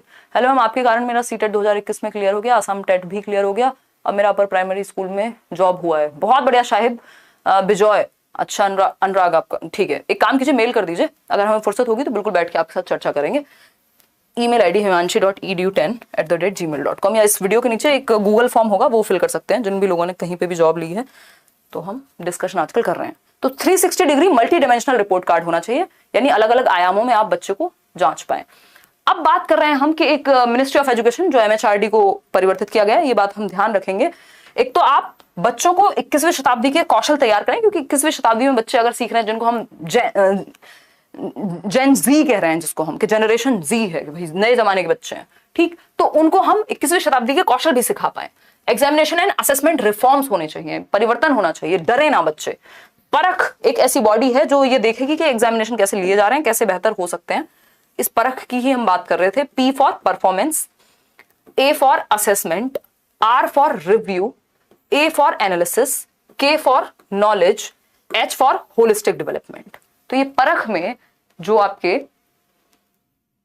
3 और 3 6 लेटर हैं, इनका अपना अपना एक मतलब है। P for performance, A for assessment, R for review, A for analysis, K for knowledge, H for holistic development. ठीक है, तो इसकी फुल फॉर्म आपको आनी चाहिए, एक नंबर में कहीं पे भी पूछी जा सकती है। क्लियर है इतनी बात? कोई भी दिक्कत नहीं है यार, ये हिंदी में भी ऐसे ही रहेगा। परफॉर्मेंस को परफॉर्मेंस ही कहोगे ना, परख की फुल फॉर्म तो यही रहेगी, performance assessment review analysis of knowledge and holistic development, ये है परख की फुल फॉर्म। चले आगे बढ़े। तो ये क्या है? ये एग्जामिनेशन रिफॉर्म है, एक बॉडी बनाई जाएगी जो इस बात का ध्यान रखेगी कि असेसमेंट परफॉर्मेंस का भी पता लगे बच्चे का, उसको रिव्यू किया जा सके, एनालिसिस नॉलेज का पता लग सके, विश्लेषण हो सके ज्ञान का, और सर्वांगीण विकास हो रहा है कि नहीं, ये सब बातें निकल करके आ सके, इसलिए आपकी परख को बनाया जाएगा। एक और चीज है जिसको हम कह रहे हैं होलिस्टिक प्रोग्रेस कार्ड। ये इसको 360 कार्ड को, 360 डिग्री असेसमेंट को, इस प्रोग्रेस कार्ड को आप क्या कह सकते हैं? होलिस्टिक प्रोग्रेस कार्ड भी कह सकते हैं, है ना। एक ऐसा कार्ड जिसमें आपके सभी आयामों का आकलन हो सके, मतलब हम बच्चे को मूल्यांकन उसका कर पाए, इवैल्यूएट कर पाए, उसका कॉग्निटिव यानी संज्ञान, उसका अफेक्टिव यानी इमोशंस और साइकोमोटर डोमेन्स। इसकी बात BS ब्लूम करते हैं अपनी ब्लूम्स टैक्सोनॉमी में, है ना। देखो, चाइल्ड डेवलपमेंट से अलग नहीं बन सकती कोई भी पॉलिसी, बच्चे के विकास को ध्यान में रखे बनाई जाएगी। तो आपका जरूरी है कि वो जो चाइल्ड डेवलपमेंट के चैप्टर्स हम जमानों से पढ़ते आ रहे हैं, उनको आप ठीक से समझें, तभी आप चीजें कनेक्ट कर पाएंगे। ठीक है, तो अगर हम इसको कैप से याद रखते हैं, सर पे लगाने वाली टोपी से, कि जो बच्चे का आकलन है वो सभी डोमेन्स में हो सके। ये सभी डोमेन कौन से? 3 डोमेन है बस majorly. CAP cap, CAP cap Hindi में भी समझेंगे, डोंट वरी। कॉग्निटिव यानी संज्ञानात्मक, बच्चे का दिमाग, पेन पेपर टेस्ट, जो भी सब्जेक्ट्स हैं उसके एकेडमिक्स है, संज्ञानात्मक पक्ष को भी आप आकलन कर पाए। अफेक्टिव होता है इमोशंस से जुड़ा हुआ, बच्चे की भावनाएं भी सब्जेक्ट के साथ, टीचर के साथ जुड़ी हुई हो, अफेक्टिव डोमेन। साइकोमोटर होता है उसका फिजिकल, मोटर जहां आ गया मतलब फिजिकल एक्टिविटी की बात हो रही है, गत्यात्मक कौशल कहते हैं इसको। तो इन तीनों का ही हम समावेशन कर पाए जब हम आकलन की बात करें, है ना। तीनों ही पक्ष में हम बच्चे को इवैल्यूएट कर पाए, क्या कर पाए? बच्चे का जो असेसमेंट है वो तीनों ही पक्ष में हो पाए। इसी को हम प्रोग्रेस कार्ड, यही तो है 360 डिग्री। 360 डिग्री और क्या है? होलिस्टिक कार्ड और क्या है? यही है जो BS ब्लूम अपनी टैक्सोनॉमी में कहते हैं, जो ब्लूम का वर्गीकरण है कि संज्ञानात्मक पक्ष बच्चे के दिमाग से संबंधित जो भी सब्जेक्ट्स हैं, चाहे वो मैथ्स है, साइंस है ना, तो हम बच्चे का दिमाग भी समझ पाए, उसका उस तरह से भी आकलन कर पाए। अफेक्टिव यानी संवेगात्मक, बच्चे के इमोशन से जोड़ पाए लर्निंग को, है ना। अभी हमने शुरुआत में एक शायरी की, बहुत ही सस्ती शायरी, अच्छी भी कह सकते हो, वैसे तारीफ कर सकते हो, कोई दिक्कत नहीं।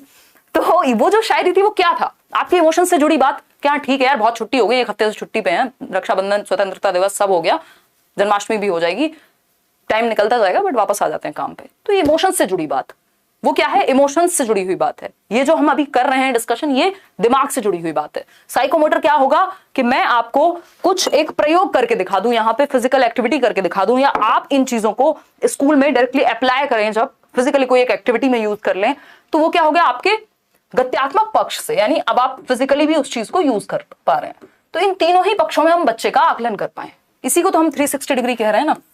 तीनों ही पक्षों में, सभी पक्षों में बच्चे का आकलन कर पाए, सभी पक्षों से जुड़ पाए हम। होलिस्टिक डेवलपमेंट या होलिस्टिक असेसमेंट की बात यही है कैप से याद रखेंगे, सिंपल बात, नो बकवास। चले आते हैं, वापस से आते हैं, तो हम बच्चे का आकलन कर सके सभी पक्षों में। जब हम टेस्ट भी ले रहे हैं तो उसके सारे पक्ष वहां पे जुड़ पाए। देखिए अब एक क्वेश्चन है इसी से जुड़ा हुआ, जवाब देंगे आप फटाफट से क्वेश्चन पढ़ के। What should be the holistic 360 degree multi dimensional progress card proposed in the national education policy 2020 reflect, यानी राष्ट्रीय शिक्षा नीति 2020 में प्रस्तावित समग्र 360 डिग्री बहुआयामी उन्नति पत्र को क्या दर्शाना चाहिए, या उसके थ्रू हम क्या अचीव करने की कोशिश कर रहे हैं, बताइएगा फटाफट से। पहला ऑप्शन है comparison of the student performance with the marks across the state, यानी बच्चों की परफॉर्मेंस को हम आपस में जो बाकी स्टेट हैं उनकी तुलना कर सकें, दूसरे विद्यार्थियों से तुलना कर सकें। जी नहीं, बिल्कुल भी नहीं, पाप होगा ये। बच्चे को बच्चे की प्रोग्रेस कि तुम 6 महीने पहले इतना अच्छा कर रहे थे, आज क्यों नहीं कर रहे हो, या पहले से तुमने अच्छा किया है। बच्चे को बच्चे की परफॉर्मेंस से आप कंपेयर करते हैं, बच्चे को खुद की परफॉर्मेंस से कंपेयर करते हैं, ये नहीं है कि बाकी लोगों की, है ना। अब मेरा जो जीवन रहा है, मैंने जो जीवन में सीखा है, मैं ये देखूंगी ना यार, मैं अब से 1 साल पहले मेरी क्या समझ थी, मैंने इस 1 साल में क्या इंप्रूव किया, है ना। जो मेरी 6 साल पुरानी लगभग वीडियो थी और उसमें और आज में क्या फर्क है। अब मैं ये देखूं कि कोई हार्वर्ड गया था और वहां से पढ़ के क्या आया है, और कोई और कहीं है जिसका कुछ और बैकग्राउंड है, उससे अपने आप को कंपेयर करूं, क्यों करूं भाई, है। या कोई बहुत ही रिमोट एरिया से और बहुत अच्छी एजुकेशन नहीं मिली तो मैं उससे कंपेयर करूं कि देखो मैं तो इससे कितनी अच्छी हूं, है ना, ये तो बहुत ठीक से नहीं बोल पाता। तो ये बेवकूफी होगी। हमें अपनी ही जो भी परफॉर्मेंस है या जो भी हमारी प्रोग्रेस है उससे कंपेयर करना है, दूसरों से नहीं, ठीक है। फिर आता है B, progress of the learners in the cognitive, affective and psychomotor domains. यही बात तो हम कह रहे थे ना, कैप में बच्चों की प्रोग्रेस का आकलन करना, विद्यार्थियों की संज्ञानात्मक, भावात्मक व मनोगत्यात्मक आयामों में प्रगति, कि वो होलिस्टिकली कितने बेहतर हुए हैं दिमाग, दिल और फिजिकल एक्टिविटीज में। करेक्ट आइडेंटिफिकेशन लेबलिंग, देखो लेबलिंग आप बच्चे पे ठप्पा नहीं लगाते कि तुम फेलियर हो, तुम बहुत ही अच्छे हो, ये लेबलिंग नहीं करते हम। ये नेगेटिव वर्ड है, आपको जहां भी दिखे किसी भी पेपर में चुपचाप से साइड हो जाइएगा, इससे बच जाइएगा। Problem areas in the students comprehension that the parents need to work upon, भैया जो भी प्रॉब्लम एरियाज हैं बच्चे के काम में, वो पेरेंट्स उन पे काम करें, तो ये गलत हो गया। अगर स्कूल और टीचर दोनों मिलकर काम कर रहे होते तो एक बार को समझ आता। तो बी ऑप्शन कि विद्यार्थियों का संज्ञानात्मक, संवेगात्मक और गत्यात्मक पक्ष में आकलन, ये है 360 डिग्री असेसमेंट का मतलब। एक और इस पे सीधा क्वेश्चन आया हुआ है, ये जितनी भी पिक्चर्स आज आप देख रहे हैं सब पे डायरेक्ट क्वेश्चंस हैं, एक भी पिक्चर ऐसी नहीं है जो आपके काम की ना हो। ये पीडीएफ इसलिए मैं शेयर कर दूंगी, शांति से बैठ के घर पे पढ़िएगा, अपने दोस्तों को भेजिएगा, कोई दिक्कत नहीं है, ठीक है ना। कितने बजे तक क्लास चलेगा कुछ नहीं पता, अभी डिस्कशन चल रहा है, बहुत सारी चीजें हैं जो हमें डिस्कस करनी है। क्लियर है जी बात? हाँ चलिए, अगर हम बात करते हैं न्यू एजुकेशन पॉलिसी की, देखिएगा एक बार, अगर हम समझे यहां पे तो न्यू एजुकेशन पॉलिसी ने कहा है रिडक्शन इन करिकुलम, यानी पाठ्यचर्या जो है, इसमें सिलेबस भी शामिल होता है। करिकुलम एक बड़ा सा पार्ट है जिसमें सारी एक्टिविटीज आएंगी, आपके स्कूल में कदम रखने से लेकर के और बाहर निकलने तक पाठ्यचर्या यानी करिकुलम में सारी एक्टिविटीज शामिल होती हैं, जिसका एक हिस्सा होता है सिलेबस यानी पाठ्यक्रम। तो पाठ्यक्रम करिकुलम का ही हिस्सा है। तो जो भी हमारा सिलेबस है, जो भी हमारी एक्टिविटीज हैं, जो भी हमारी प्रेयर है, कुछ भी हो रहा है अगर स्कूल में, उस करिकुलम में थोड़ा सा रिडक्शन करें। ऐसा ना हो बच्चे के वजन से ज्यादा बच्चे के बस्ते का वजन है, यानी उसका बैग भारी है बच्चे से। इवन कहीं कहीं पे तो ये बात भी कही जा रही है कि बच्चे के वजन से 10% से ज्यादा वेट नहीं होना चाहिए बैग का, ठीक। तो हम कह सकते हैं reduction in curriculum content to enhance essential learning and critical thinking. भैया आप जो है कोर कॉन्सेप्ट्स तक ही कम कर दो, करिकुलम को इतना बड़ा मत करो, बट काम की चीजें रखो उसमें, है ना। एसेंशियल लर्निंग जो महत्वपूर्ण है, जिससे बच्चे की क्रिटिकल थिंकिंग, आलोचनात्मक चिंतन बेहतर हो, उसकी प्रॉब्लम सॉल्विंग, उसकी डिसीजन मेकिंग, उसकी टेक्नोलॉजी की नॉलेज, उसकी कोऑपरेशन, लीडरशिप, ये स्किल्स बेहतर हो, ठीक है। साइंस की, टेक की नॉलेज, ये सब चीजें बेहतर हो। तो करिकुलम को रिड्यूस करना है ना, कोर कॉन्सेप्ट्स तक। कोर कॉन्सेप्ट्स मतलब जो काम की चीजें हैं, जो जरूरी हैं सबसे ज्यादा, उन चीजों को सिखाइए। ऐसा नहीं है इतना भर दिया है करिकुलम, हाथ ही नहीं आ रहा, समझ ही नहीं आ रहा, सिलेबस खत्म कराने में टीचर लगे हुए हैं और बच्चे भी बस नोटबुक भरने में लगे हुए हैं, जो मेन चीजें थी उन पर ध्यान ही नहीं है ना। तो ये नहीं होना चाहिए। चलिए आगे बढ़ते हैं। ये सब हम बात कर चुके हैं, ये 21st सेंचुरी स्किल्स हैं, communication, collaboration, innovation, flexibility, ITC जिसकी हम बात करते, आईएससीटी सॉरी, इंफॉर्मेशन कम्युनिकेशन टेक्नोलॉजी, के कैसे टेक्नोलॉजी का यूज करके हम बेहतर तरीके से सीख पाए, ठीक। एक छोटा सा क्वेश्चन आपके सामने है, the shift proposed in national education policy, राष्ट्रीय शिक्षा नीति 2020 में प्रस्तावित बदलाव, यानी जो शिफ्ट है, ये सब मैं आपको बता चुकी हूं। अगर मेरी एक एक बात पे आपने ध्यान दिया होगा, बहुत ज्यादा बातें हमने की नहीं है, जो भी की है वो काम की है ना। तो अगर हम कहें जो शिफ्ट है, शिफ्ट मतलब यहां से यहां जाना, चेंज एक तरह का। तो किस तरह का चेंज है, अभी मैंने थोड़ी देर पहले बात की थी, रिजिडिटी से फ्लेक्सिबिलिटी की तरफ, स्टैंडर्डाइजेशन से फ्लेक्सिबिलिटी की तरफ, मानकीकरण से लचीलापन। यानी ये नहीं है कि आपने 20 लाख बच्चों को एक साथ एग्जाम में बिठाया तो सब 20 के 20 लाखों की जो क्षमता है वो यही होगी कि वो नंबर अच्छे ला पाएंगे सभी, नहीं, तो उनको बाकी एस्पेक्ट में भी हम देख पाए। तो सिंपल आंसर है इसका ए ऑप्शन, मानकीकरण से लचीलेपन तक। फॉर्मेटिव से समेटिव नहीं, समेटिव से फॉर्मेटिव, अभी हम यही बात कर रहे थे। कॉन्सेप्चुअल अंडरस्टैंडिंग बेहतर होनी चाहिए, ना कि एग्जाम के लिए सीखना, ये उल्टा बोल दिया इन्होंने। मल्टी डिसिप्लिनरी टू रिजिडिटी नहीं, रिजिडिटी टू मल्टी डिसिप्लिनरी, यानी मल्टीपल चीजें वो सीख पाए, कठोरता की तरफ ना जाए, कठोरता से मल्टीपल चीजों की तरफ जाए। तो शिफ्ट है स्टैंडर्डाइजेशन से या रिजिडिटी से फ्लेक्सिबिलिटी की तरफ। ये हम बात कर रहे थे शुरुआत में, ये बार बार अब आपको जब तक भी नई एजुकेशन पॉलिसी नहीं आ जाएगी यही सिस्टम दिमाग में रखना है, आप इससे नहीं बच सकते।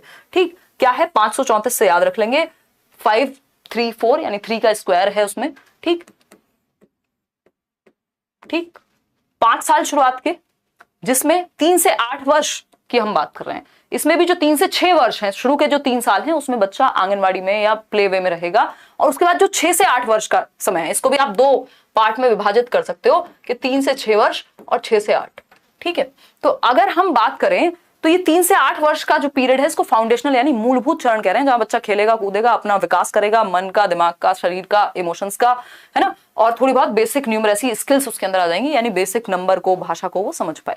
ठीक, बेसिक लिटरेसी स्किल्स। अब 8 से 11 की जब हम बात करें तो ये प्रेपरेटरी स्टेज है, प्रारंभिक चरण है, जहां पे बच्चा आपका 3rd क्लास में होगा, क्योंकि ये 6 से 8 वर्ष में तो फर्स्ट सेकंड कर चुका होगा, और 3 साल शुरुआत के वो प्ले वे मान लीजिए आप। तो 8 से 11 वर्ष जो 3 साल का समय है, तो हम कहेंगे ये कक्षा 3 से 5 का समय होगा। ठीक है, फिर उसके बाद 11 से 14 यानी 6 से 8 वर्ष, 8वीं क्लास हो गई फिर आपकी। फिर ये 14 से 18 जो है सेकेंडरी, जिसको हम कह रहे हैं 9 10 11 12। ठीक है, इसको ऐसे भी लिख सकते हो, इसमें प्लेवे आ गया एक, तो प्लेवे, और क्लास 1 और 2 आ गई, क्लास 1 और 2। ठीक है, क्लास 1 और 2 6 से 8 वर्ष में, वही टाइम वही है। अभी भी 6 साल का बच्चा पहली क्लास में आता था, इसमें भी वही आएगा, बस 3 साल को ऐड कर दिया गया है, जो शुरुआत के अर्ली चाइल्डहुड केयर एजुकेशन वाले हैं उनको। ठीक, प्रेपरेटरी स्टेज में आपका बच्चा आएगा 3rd to 5th की स्टेज है। ठीक है, अब यहां 6th to 8th जाएगा वो, 11 से 14 वर्ष, पहले भी यही होता था। सेकेंडरी में आपका 9th to 12th तक। ठीक है, जिसको हम माध्यमिक चरण कह रहे हैं। कैसे याद रखेंगे, वही FPMS। क्लियर है, आगे बढ़ जाएं, कोई दिक्कत नहीं हो रही इतनी बात समझने को। ये मल्टीपल टाइम्स आपको रिपीट करनी है अपने दिमाग में भी, और ये एज तो आपको पता होना चाहिए। जैसे बच्चा दिख जाए ना रोड पे, या मैं कहीं भी जाती हूँ, जैसे बच्चा दिखता है, मतलब पहले तो मैं कोशिश करती हूँ उसकी एज गैस कर लूं देखते ही। मेरी इतनी एज नहीं हुई है कि मैं बच्चों की एज गैस करने लग जाऊं, तो लेकिन वो एज गैस कर ली जाए, फिर किस क्लास में है उससे आपको उसकी एज का पता लग जाए, या एज का पता है तो आपको ये पता हो कि बच्चा किस क्लास में होगा। तो अब आप टीचिंग में आ चुके हैं, है ना, चाहे आपने डाइट की हो, बीएड की हो, कुछ भी किया हो या कर रहे हो, आपको ये पता होना चाहिए कितने साल का बच्चा किस क्लास में होगा। फाउंडेशनल स्टेज में डालेंगे, प्रेपरेटरी में डालेंगे, मिडिल में डालेंगे, कहां डालेंगे। ठीक है, चलिए खैर, अब हम बात कर लेते हैं कि एनसीईआरटी आपको पता है, national council for educational research and training, यानी कैसे आपकी एजुकेशन में रिसर्च हो, ट्रेनिंग हो, कैसे बच्चे सीखेंगे, ये सब चीजों का ध्यान एनसीईआरटी रखती है। और आपका क्या फ्रेमवर्क होगा, क्या करिकुलम होगा, इन सब चीजों पे काम करती है। बुक्स भी आप देखते हैं एनसीईआरटी बनाती है। ठीक, और will develop a national curricular and pedagogical framework for early childhood care and education. ECCE होता था ना पहले, एनटीटी बोलते थे जिसको, नर्सरी टीचर ट्रेनिंग, जिसको आजकल हम ECCE की फॉर्म में याद रखते हैं, early childhood care and education के। वो जो पूर्व बाल्यावस्था का बच्चा 3 से 6 वर्ष का जो टाइम है, उसमें बच्चे का हम ध्यान रख पाए, केयर एंड एजुकेशन, क्योंकि वो बहुत छोटा है, जो प्ले वे में जिसमें बच्चे जाते हैं। NCPF-ECCE डेवलप होगा, यानी एक NCF डेवलप होगा, एक national curricular and pedagogical framework के बच्चों को कैसे पढ़ाएं भी नहीं, कैसे उसका विकास करें इस उम्र में, 3 से 6 वर्ष में। ये एनसीईआरटी डेवलप करेगी। कितनी एज तक के बच्चों के लिए, 8 साल तक के बच्चों के लिए, क्योंकि 3 से 8 वर्ष का जो समय है वो ECCE का समय है, वो जो फाउंडेशनल पीरियड है उसकी बात हो रही। तो इसके लिए एक अलग से एनसीईआरटी क्या बनाए, एनसीएफ बनाए 2025 तक। ठीक है, कई सारी चीजें हैं, जैसे एनसीएफटी टीचर एजुकेशन भी बनाना है, एनसीटीई को एनसीईआरटी के साथ डिस्कस करके कंसिडरेशन में दोनों मिलकर के बनाएंगे। एनसीएफटी क्या है? National curriculum framework for teacher education, के टीचर एजुकेशन को और कैसे बेहतर करना है वो भी एनसीएफ आपका बनाया जाएगा। तो ये 2025 तक अर्ली चाइल्डहुड केयर एजुकेशन के लिए एक एनसीएफ तैयार करे, एनसीईआरटी। ये बात हो रही है कि 3 से 8 वर्ष के बच्चों को कैसे हम सिखाएं, इस पे एक अलग से एनसीएफ आया। अभी एक एनसीएफ है ना, एनसीएफ 2005 पढ़ते रहते हैं हम, अब ये सारे नए एनसीएफ अगले 1-2 साल में अपडेट हो जाएंगे। ठीक है, इतनी बात, यहां तक की कहानी हमने क्लियर कर ली है। अब हम आते हैं एक छोटी सी और बात है, एक ऑटोनॉमस बॉडी है। ऑटोनॉमस बॉडी समझते हैं, जो अपने आप में स्वतंत्र है डिसीजन लेने के लिए, एक ऑटोनॉमस बॉडी है, ठीक, जिसको बनाया जाएगा NETF, national education technology forum. इस पे क्या होगा? डिस्कशन होगा, ओपन फ्री डिस्कशन होगा, ओपन डिस्कशन होगा। किस बात पे? कि कैसे हम टेक्नोलॉजी का फ्रीली इस्तेमाल कर पाए एजुकेशन को बेहतर करने में। क्या और तरीके हो सकते हैं कि एजुकेशन हम अच्छे से अच्छे टीचर्स दूर से दूर इलाके में भी पहुंचा पाए टेक्नोलॉजी का इस्तेमाल करके। तो एक national education technology forum to be created, NETF को क्रिएट किया जाना चाहिए, ताकि टेक्नोलॉजी अपने आप में बहुत ही अमेजिंग चीज है और 21वीं सदी में हम इसको यूज कर पा रहे हैं। आप लोग देख रहे हैं, जिन लोगों से शायद मैं कभी मिली नहीं हूं, आप मुझसे नहीं मिले हैं, आपको जॉब में हेल्प हो रही है, आप कुछ सीखने में हेल्प हो रही है, आप मुझसे कुछ सीख पा रहे हैं, मैं आपके कमेंट से कुछ सीख पा रही हूं। कैसे सीख पा रहे हैं? टेक्नोलॉजी के माध्यम से। ठीक है, तो national education technology forum create होगा। फोरम मतलब जहां पे डिस्कशंस होंगे, जहां पे चर्चाएं होंगी, लोग अपनी ओपिनियन देंगे, लोग फीडबैक देंगे, वहां पे बात होगी कैसे टेक्नोलॉजी नई आ रही है, कैसे उसको अपडेट करें, कैसे उसमें और एजुकेशन में उसका कैसे इस्तेमाल किया जाए। ठीक है भाई, ये सब टेक्नोलॉजी है ना, ये जो कैमरा लगा हुआ है हम एजुकेशन में यूज कर पा रहे हैं, ये पीपीटी बनी हुई है। पहले तो हम सिंपल बोर्ड पे लिखते थे, मैं आऊंगी पहले एक शब्द लिखूंगी, फिर 3 घंटे तक बोलूंगी, फिर कुछ दूसरा शब्द लिखूंगी, है ना। तो उसमें क्या है, समय भी ज्यादा व्यर्थ होगा, स्पेशली ऑनलाइन एजुकेशन में। दूसरा क्या होगा, पिक्चर आपको दिखाऊं कैसे? अभी पिक्चर दिखाई जा सकती है। तो ये टेक्नोलॉजी का यूज एजुकेशन में कर लिया बेहतर बनाने के लिए। तो एजुकेशन को बेहतर करने के लिए एक फोरम बनाया जाएगा, एजुकेशनल टेक्नोलॉजी फोरम कहेंगे जिसको, जिसमें पूरा राष्ट्र डिस्कशन कर पाएगा। परख की बात हम कर चुके हैं, ये आपको याद रखने के लिए यहाँ पे ऐड किया गया है। परख की फुल फॉर्म आपके दिमाग में सेट होनी चाहिए, performance assessment review and analysis of knowledge for holistic development. ठीक है, हिंदी में भी इसको यही कहेंगे, एक स्टैंडर्ड सेटिंग बॉडी होगी कि किस लेवल के एग्जाम्स या किस लेवल का आकलन होना चाहिए उस चीज में। ठीक है, अभी हम लैंग्वेज पे क्या कहा है उस पे भी आएंगे और क्वेश्चंस भी करेंगे। ये एक बहुत इंपॉर्टेंट बात है कि नो रिजिड सेपरेशन, यानी कि कोई भी सेपरेशन रिजिड नहीं होना चाहिए between art, science and commerce वगैरह के बीच में। कोई रिजिड सेपरेशन नहीं है, बहुत सारे सब्जेक्ट्स हैं, उनमें से कुछ सब्जेक्ट आप चूज करेंगे। तो बच्चा जो है साइंस का, वो आर्ट्स के सब्जेक्ट भी पढ़ सकता है, आर्ट्स वाला साइंस के सब्जेक्ट भी पढ़ सकता है, कोई दिक्कत वाली बात नहीं है। Between curricular and extra curricular activities, यानी ना तो आर्ट, साइंस, कॉमर्स में कोई हार्ड या रिजिड सेपरेशन रखो, ना ही करिकुलर और एक्स्ट्रा करिकुलर, यानी जो खेलने कूदने वाली चीजें उनको भी क्लास में शामिल कर दो पढ़ाई में। मतलब करिकुलर शैक्षिक और सह शैक्षिक पक्ष दोनों को मर्ज कर दो, ऐसे सिखाओ कि मजे में सीखे बच्चा। ठीक, activities between vocational and academic streams, यानी जो वो पढ़ रहा है वो उसके काम में आना चाहिए जीवन में। ऐसा नहीं एकेडमिक्स पढ़ाई की चीजें अलग हो गई, अब काम करके अलग तरीके से सीखेंगे। वोकेशन भी, व्यावसायिक चीजें भी वो सीख पाए पढ़ते पढ़ते। Vocational integration from class 6 onwards, यानी कक्षा 6 से जब हम 11 से 14 वर्ष की बात कर रहे हैं, 11 साल का बच्चा होगा, तो उस उम्र से ही आप क्या करेंगे, वोकेशनल इंटीग्रेशन यानी व्यावसायिक शिक्षा को हम शामिल कर लेंगे। बच्चे को हम कोडिंग सिखाएं, बच्चे को हम टेक्नोलॉजी से रिलेटेड चीजें सिखाएं, उसको हम इंटर्नशिप्स में इन्वॉल्व करें कि वो कहीं अगर मान लीजिए इंटर्नशिप्स वगैरह उसको इन्वॉल्व कराया जाए, मान लीजिए किसी कंपनी में जाकर के वो कुछ इंटर्नशिप करे, देखे रियल में काम कैसे होता है, जो किताबों में पढ़ा जा रहा है वो काम का है कि नहीं, वोकेशनल ट्रेनिंग दी जाए उसको, है ना। और इंटर्नशिप्स चाहे वो आपके योगा में हो तो किसी योग टीचर के साथ या कहीं संस्थान में जाके वो 3 महीने सीख रहा है कुछ, है ना। म्यूजिक में कोई और ट्रेनिंग ले रहा है, स्पोर्ट्स का कुछ और इस तरह का है, मान लीजिए उसका एडिटिंग स्किल्स उसकी अच्छी है तो वो वहां सीखने की कोशिश कर रहा है, तो वो उस तरह की कंपनी में जाकर के इंटर्नशिप करे, तो वहां जाकर के सीखे, रियल वर्ल्ड नॉलेज ले। ठीक है जी, आगे बढ़े, समझे कुछ चीजों को। देखिएगा, teachers to be prepared for assessment reforms by 2023। अब टीचर्स यानी कि आप लोग, अगर हम बात करें तो टीचर्स को प्रिपेयर करना है हमें, या स्पेशली जो सिस्टम में है उन लोगों को भी, कि आकलन में जो रिफॉर्म है 2023 तक, टीचर्स भी इस चीज के लिए तैयार हो। अभी टीचर को भी तो ट्रेनिंग मिले तब तो वो नया कुछ कर पाएंगे, अभी तो जैसे चलते आ रही हैं चीजें वैसे ही चल रही हैं। ठीक, तो 2023 तक टीचर्स को भी प्रिपेयर करना है हमें बदलाव के लिए, कि आकलन में बदलाव होगा और वो कैसे होगा, इन सब चीजों के लिए ट्रेन किया जाएगा टीचर्स को भी। Every child will come out of school adapt in at least one skill. ये अडेप्ट मतलब पारंगत हो बच्चा, एटलीस्ट एक स्कूल से निकलते समय एक स्किल में तो अच्छा हो, जिसके सहारे वो एटलीस्ट बेरोजगार ना बैठे, कुछ ना कुछ कर लेगा वो। है ना। तो जब बच्चा स्कूल से निकले तो इस चीज को इंश्योर किया जाए कि उसकी एक स्किल तो एटलीस्ट अच्छी हो, चाहे वो गिटार अच्छा बजाता हो, चाहे वो कुछ बात डिबेट में अच्छा हो, किसी और चीज में अच्छा हो, कोई एक स्किल में वो पारंगत होना चाहिए, अडेप्ट होना चाहिए। ए वाला अडेप्ट नहीं है, ये ई वाला ही है, ठीक है। Common standards of learning in public and private schools, ये चीज पता नहीं किस हद तक ये ऑन पेपर्स ये बातें, कुछ चीजें तो ऐसी लगती हैं पढ़ के कि पता नहीं सच में कभी ये साकार हो पाएंगी, बट हाँ टेक्नोलॉजी का यूज होकर के मुझे लगता है कि चीजें होंगी बेहतर, ठीक है ना। थोड़ी चीजें और रह गई हैं, अभी डिस्कशन है आपका बाकी। पब्लिक एंड प्राइवेट स्कूल्स में सेम स्टैंडर्ड्स फॉलो हो, यानी जो पढ़ाई है, जो करिकुलम है, जो एक्टिविटीज है, उसी लेवल की हो जिस लेवल की प्राइवेट स्कूल्स में होती है, ठीक है। देखते हैं खैर ये किस हद तक बेहतर हो पाता है। दिल्ली के स्कूल्स में थोड़ी बेहतर हुई हैं चीजें। अगर हम बात करते हैं universalization of early childhood care of education, यानी कि early childhood care and education, of नहीं हो गए, ठीक। ECCE का यूनिवर्सलाइजेशन हो सके, यानी वो 2 करोड़ बच्चे एक तो वापस आ सकें, दूसरा हर बच्चे को हम सिखा सकें, वो जो 8 साल तक की 6 साल तक की जो उम्र है, जो 6 साल तक की उम्र के बच्चे हैं उनको सभी को स्कूल में या उनको सिखाया जा सके।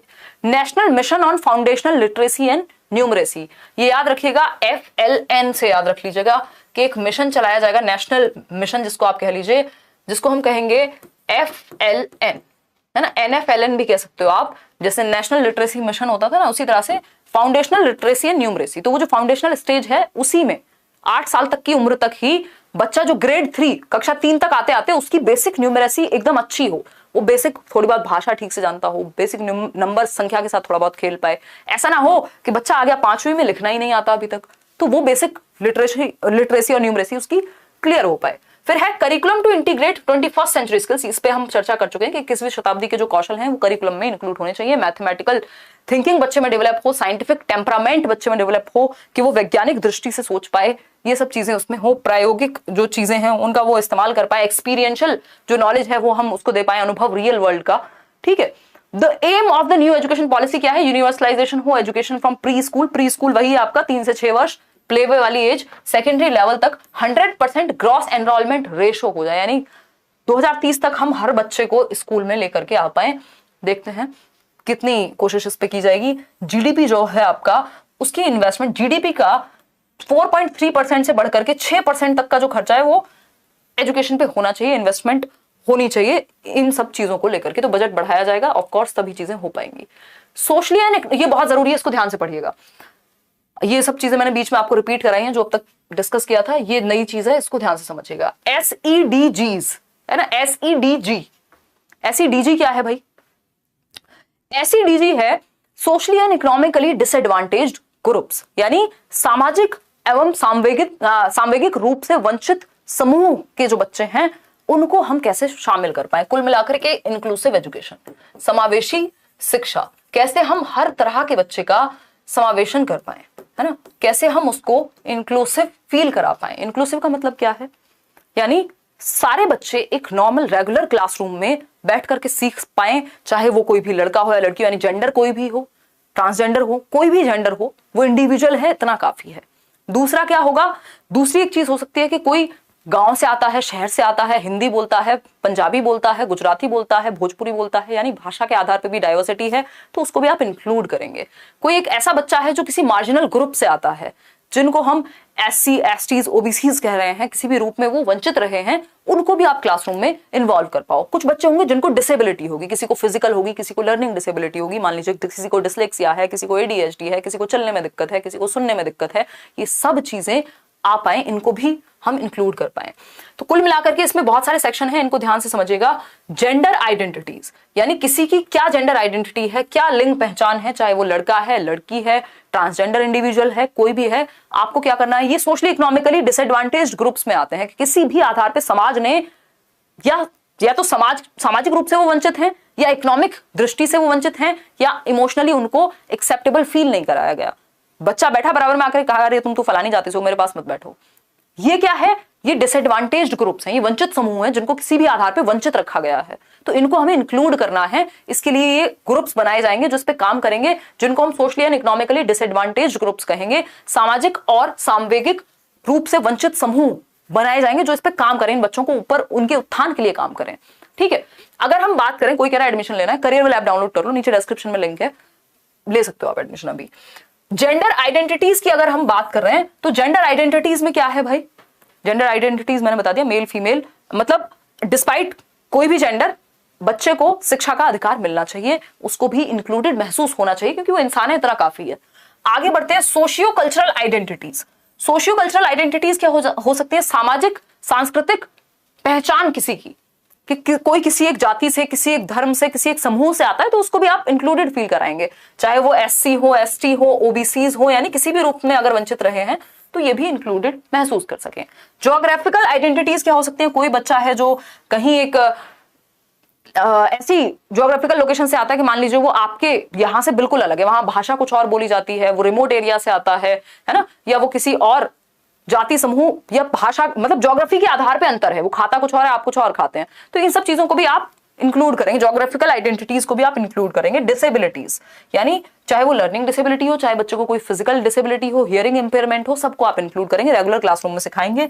सोशियो इकोनॉमिक कंडीशंस, कोई गरीब है, अमीर है ना, कोई फर्क नहीं पड़ता, इसीलिए तो हम स्कूल में यूनिफॉर्म्स का इस्तेमाल करते हैं। यूनिफॉर्म मतलब सबके लिए एक जैसा, कि आप चाहे अंबानी के बच्चे हैं, खैर पता नहीं उनके केस में तो क्या होता होगा, बट मैं जस्ट एग्जांपल ले रही हूं, तो आप स्कूल में यूनिफॉर्म ही पहन करके आएंगे जो सभी के लिए है ना। फर्क नहीं पड़ता आपके घर में कितना पैसा है, कितने आप एडवांटेज ग्रुप से आ रहे हैं, कितने डिसएडवांटेज ग्रुप से आ रहे हैं, कौन सी भाषा बोल रहे हैं, कोई मतलब नहीं, हमें यूनिफॉर्म पहन करके आओ। यूनिफॉर्म मतलब आपने सबको एक लेवल ग्राउंड पे ला करके रख दिया, एक लेवल प्लेइंग फील्ड पे ले आए आप, और वहां आप सीखने की बात कर रहे हैं।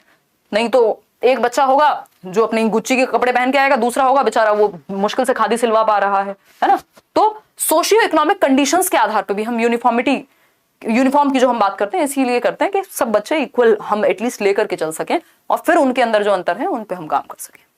ठीक है, इतनी बात क्लियर है? चलिए, तो इन सब ग्रुप्स को भी हम शामिल करें, इसके लिए SEDGs बनाए जाएंगे, recognising, identifying and fostering the unique capabilities. अब इनको कैसे ये ग्रुप्स करेंगे क्या? ये जो SEDG है जिसपे अभी हमने चर्चा की है, इसमें किस किस को इंक्लूड करना है, चाहे वो मार्जिनलाइज्ड ग्रुप है, चाहे वो जेंडर आइडेंटिटी है, सोशियो इकोनॉमिक बैकग्राउंड है, सबको, ज्योग्राफिकल आइडेंटिटी है, सबको इंक्लूड कर लिया। तरीका क्या होगा? तरीका होगा कि आप पहचाने बच्चे को, आइडेंटिफाई करें, और उसके अंदर जो यूनिकनेस है, हर व्यक्ति में, हर बच्चे में कुछ तो यूनिक होगा, उस चीज को उभारने का प्रयास करें, फोस्टर करें उसकी क्षमताओं को। रिस्पेक्ट फॉर डाइवर्सिटी, यानी आप विभिन्नता में एकता की बात करें, और बच्चे को लोकल कॉन्टेक्स्ट में सिखाएं, यानी बच्चा जिस संदर्भ से, जिस परिवेश से, जिस भाषा का प्रयोग करता है, उस चीज से आप उसको जोड़ पाए, है ना। टीचर बनना इजी काम नहीं है ना, आपको एग्जाम्पल्स आपके ऐसे होने चाहिए कि एक बच्चा जो किसी दूसरी जाति से या समूह से या दिखने में अलग है, ज्योग्राफिकल आइडेंटिटी अलग है, सबको केटर कर पाए, यानी कॉन्टेक्स्ट, संदर्भ। ऐसा नहीं है बच्चे इंडिया के, आप अमेरिका के एग्जाम्पल दे रहे हैं, उन्होंने सुना भी नहीं है ए फॉर अमेरिका क्या है भाई, ठीक है, तो उसके इसमें दिक्कत हो जाएगी। तो आपको कॉन्टेक्स्ट यानी संदर्भ में सिखाना है, यानी बच्चे की लोकल नॉलेज मीनिंगफुल होना चाहिए, अर्थपूर्ण होना चाहिए, अधिगम जिस लाइफ से वो आता है उस तरह के एग्जाम्पल्स आपको देने हैं। फुल इक्विटी एंड इंक्लूजन, यानी कि जो समता है, समता मतलब अगर दो लोगों में अंतर है तो उनका ध्यान रखा जाए, उसके प्रति सेंसिटिव रहा जाए। ये नहीं है कि कोई व्यक्ति है जो चल नहीं सकता, या कोई फीमेल है और एक व्यक्ति है जो हट्टा कट्टा है, और आप कहो तीनों को ना 50 किलो वजन उठाना है। ये इक्वालिटी है, इक्वालिटी हर जगह काम नहीं आती। आपको इक्विटी का इस्तेमाल करना है, as per need, as per capability आपको चीजें यूज करनी है। इसका मतलब ये नहीं कि आप पार्शियलिटी कर रहे हैं, नीड के अनुसार। जैसे हम देखते हैं ट्रेन में रिजर्वेशन है अगर वुमेन्स कोच का मेट्रो में, या अगर हम बात कर रहे हैं नौकरियों में भी, मैं बिहार में जितना मुझे पता है तो वहां पे फीमेल्स के लिए रिजर्वेशन है जॉब्स में। क्यों है? कि उनको जिस वर्ग को दबाया जा रहा है वो एटलीस्ट उभर के तो आए, पहले आप मौका तो दो उनको आगे आने का, तब तो बराबरी की बात करेंगे। ठीक है, इंक्लूजन यानी समावेशन, यानी सभी को समावेशित करें, यानी एजुकेशन फॉर ऑल। तो कुल मिला के बात यह है कि हम सभी में डाइवर्सिटी है, बट उसके बाद भी हम सब एक साथ सीख सकते हैं। Curriculum and pedagogy in schools, यानी जो पाठ्यचर्या है, और पेडागोजी मतलब सिखाने के जो तरीके हैं वो कैसे होने चाहिए। तो लर्निंग शुड बी होलिस्टिक, यानी सर्वांगीण हो, इंटीग्रेटेड यानी एक सब्जेक्ट से दूसरे सब्जेक्ट को जोड़ करके सिखाएं हम, एकीकृत हो, इंजॉयबल हो यानी मजे में सीख पाए, ऐसे पहाड़ ना टूट रहे हो कि हाय रे पढ़ना पड़ेगा। आप लोग वेट करते हैं क्लास का, जो मैं देखती हूँ कमेंट्स में मेल आ जाते हैं 4 दिन क्लास ना हो तो, है ना, ऐसा कभी कभी होता है वैसे, और मुझे भी खुद बेचैनी हो जाती। क्यों? यहाँ पे हम कुछ बर्डनसम बातें कर रहे हैं, बातें हमारी भारी हैं बट मजे में कर रहे हैं, है ना। तो इंजॉयबल और एंगेजिंग, वो तो आज मैं कुछ एक्स्ट्रा कमेंट ले भी नहीं रही हूँ, क्योंकि फोकस ये है कि ये जो टॉपिक है ये बहुत जरूरी है और हम इसको कंप्लीट कर पाए अच्छे से।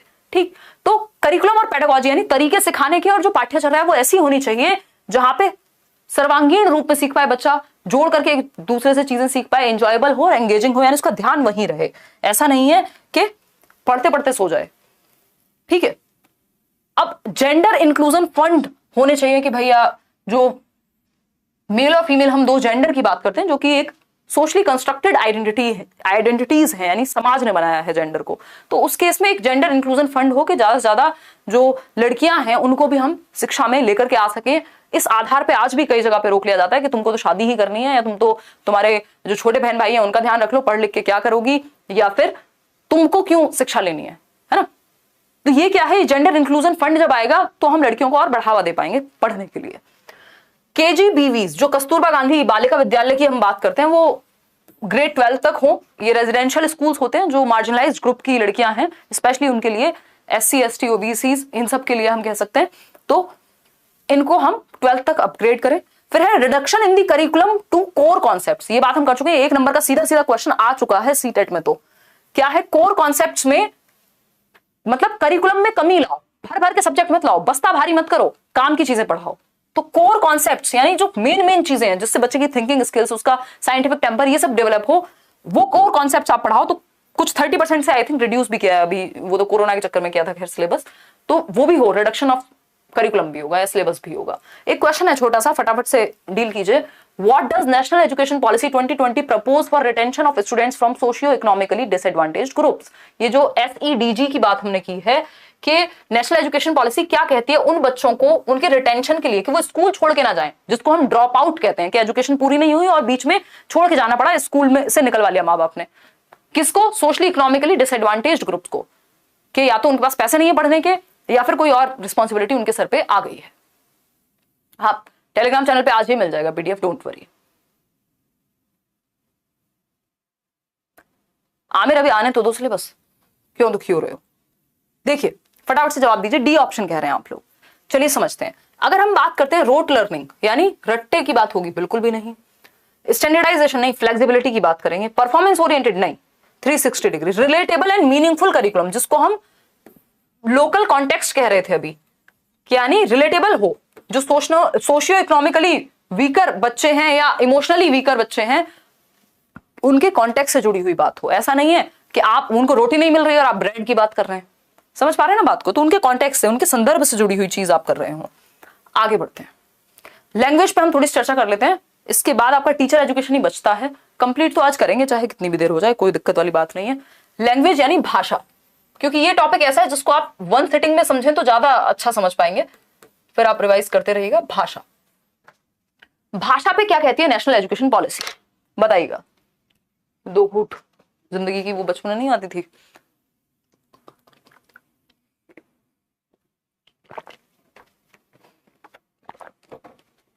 थक तो नहीं गए हो?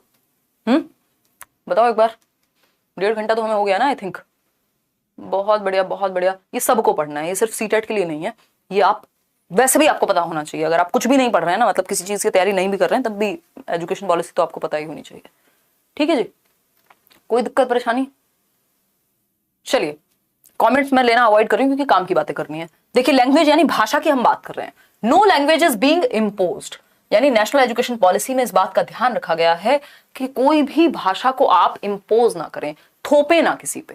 भाई मान लीजिए मैं वेजिटेरियन हूं और प्योर वेजिटेरियन हूं, इसका मतलब ये नहीं ना मैं सबको ये कहूं कि, मतलब एटलीस्ट मैं ये कह सकती हूँ कि ठीक है यार तुम भी हो जाओ, अच्छी बात है, एनवायरमेंट के लिए भी वैसे भी बहुत सारे रीजन हो सकते हैं, बट मैं ये छीन लूं किसी की प्लेट से, अगर कोई नॉनवेज खा रहा हो, कोई नॉनवेज खा रहा है तो मैं कहूँ भैया ये नहीं खा पाओगे तुम, फेंक दूंगी मैं। तो ये क्या हुआ, इम्पोज कर दिया मैंने। तो इम्पोज नहीं करना, किसी पे थोपना नहीं है, अपनी राय। तो उसी तरह से कोई भी भाषा, मान लीजिए स्कूल में इंग्लिश ही चलेगी, तुम अपनी भाषा छोड़ के आओ तो वो बेवकूफी होगी, है ना। तो ये कह सकते हैं कि no language is being imposed, यानी किसी भी भाषा को बच्चे पे थोपा ना जाए। जो उसकी मदर टंग है, जो उसकी मादरी जबान जिसको हम कहते हैं, या फिर मातृभाषा है, उसका वो प्रयोग कर पाए स्कूल में आकर के। अगर कोई बच्चा उर्दू बोल दी जाती है किसी घर में तो वो उर्दू बोले, एटलीस्ट क्लास 5 तक, कक्षा 5 तक, क्योंकि बच्चा कनेक्ट कर पाएगा, वो अपने आप को अभिव्यक्त करना बंद कर देगा। अगर आप स्कूल में सिर्फ इंग्लिश ही बुलवा रहे हैं और बच्चे को तो हिंदी भी ठीक से नहीं आ रही है अभी, वो अपनी कुछ उसकी रीजनल लैंग्वेज है उसका प्रयोग करता है, तो उसको वो करने दो। आप इंग्लिश उस पर इंपोज मत करो, एटलीस्ट क्लास 5 तक। पहले वो अपनी बात तो कह ले, भाषा तो सीख लेगा, कौन सी बात हो गई, ठीक है, तो हम ये कहेंगे मदर टंग और रीजनल लैंग्वेज टिल ग्रेड 5, जो आपका 3 लैंग्वेज फॉर्मूला भी कहता था, त्रिभाषा सूत्र कोठारी आयोग में जिसकी बात हुई है कि भैया कक्षा 5 तक, क्लास 5 तक आप जो एजुकेशन देंगे वो मातृभाषा में देंगे, मदर टंग में देंगे, या क्षेत्रीय भाषा का प्रयोग करेंगे, रीजनल लैंग्वेज का प्रयोग करेंगे। चाहे बच्चा अगर पंजाबी फैमिली से है, पंजाबी भाषा बोलता है, तो वो आकर के पंजाबी बोले। किसी को भोजपुरी बोलनी है, वो भोजपुरी में अपनी बात कह सके, 2-4 शब्द अगर यूज कर भी रहा है तो कोई दिक्कत नहीं है। कोई हिंदी में भी बात कर रहा है तो हिंदी को भी एक्सेप्ट करो, यानी मदर टंग में आप एजुकेशन दे पाए क्लास 5 तक। Sanskrit as an option at all levels, ऐसा ना हो कि बस 8वीं तक ही मजबूरी में पढ़नी है संस्कृत, उसके बाद ऑप्शन ही नहीं है। तो संस्कृत को हम क्या कर पाए, एक एज एन ऑप्शन रख पाए कि अगर किसी को चूज करना है हायर लेवल्स पे भी संस्कृत को, तो भी वो चूज कर पाए, चाहे वो 9th हो, 10th हो, या उसके बाद भी हो इवन, तो ऑप्शन हो उस तरह से। 3 लैंग्वेज फॉर्मूला को भी ध्यान में रखा जाए और 3 भाषाओं का जिक्र किया जाए। Multilingual flexibility is still the basis for the new education policy, यानी ये याद रखिएगा, इस पे बहुत क्वेश्चंस आएंगे, आ भी रहे हैं। मल्टीलिंगुअल यानी बहुभाषिता, यानी बहुत सारी भाषाएं, बहुभाषिता को मौका मिले, यानी मल्टीपल लैंग्वेज को सिखाना कोई बुरी बात नहीं है। आपका एनसीएफ भी कहता है कि जो मल्टीलिंगुअल क्लासरूम्स होते हैं जहां कई भाषाएं बोली जाती हैं, तो मल्टीलिंगुअलिज्म क्या है, एक एसेट है, एक हमारे लिए धरोहर के जैसा है कि जितनी ज्यादा भाषाएं उतनी बेहतर लर्निंग, क्या दिक्कत है। तो एक एसेट है मल्टीलिंगुअलिज्म, बहुभाषिता। इस पे चर्चा अलग अलग टॉपिक्स हैं अपने आप में, सारी बात तो एक ही वीडियो में नहीं कर पाएंगे। आईएसएल यानी इंडियन साइन लैंग्वेज, अगर आपने मेरे साथ डिस्कशन किया है, यूट्यूब पे वीडियोस देखें, तो आपको पता है कि मल्टीलिंगुअलिज्म क्या है। एक कक्षा में कई सारी भाषाएं बोलने वाले बच्चे होते हैं, ठीक है जी। कूपन कोड कुछ नहीं लगाना, अभी आपको सबको ही फ्लैट डिस्काउंट है वहां पे, इधर आ जाओ। आईएसएल यानी इंडियन साइन लैंग्वेज का भी हम प्रयोग कर पाए। इस तरह की चीजें, सॉफ्टवेयर डेवलप हो, या हियरिंग इंपेयर्ड बच्चे हैं, विजुअली इंपेयर्ड बच्चे हैं, तो ऐसे बच्चे जिनको कोई भी समस्या है, जो देख के सीख रहे हैं, जो बोल नहीं सकते, डेफ एंड डम हैं, हम इंडियन साइन लैंग्वेज को प्रमोट कर पाए, यानी हम चिन्हों के माध्यम से सीख पाए, ठीक है। तो बहुभाषिता क्या है, एक एसेट है। मल्टीलिंगुअलिज्म, फ्लेक्सिबिलिटी होनी चाहिए।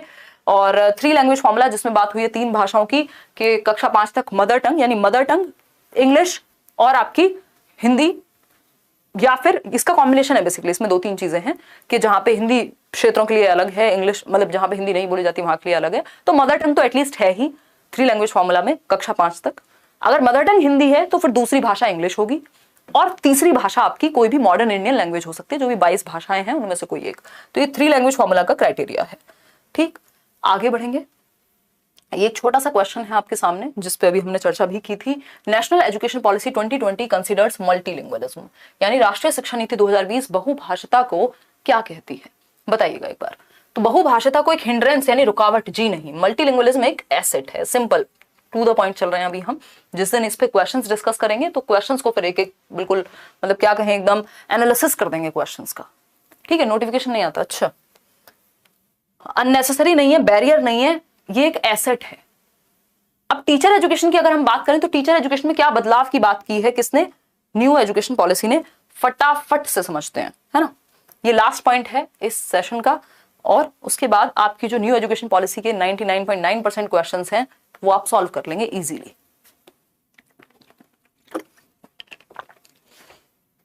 लास्ट में याद दिला देना, वो शेर का मतलब समझाना जिनको ना समझ में आया हो, है ना।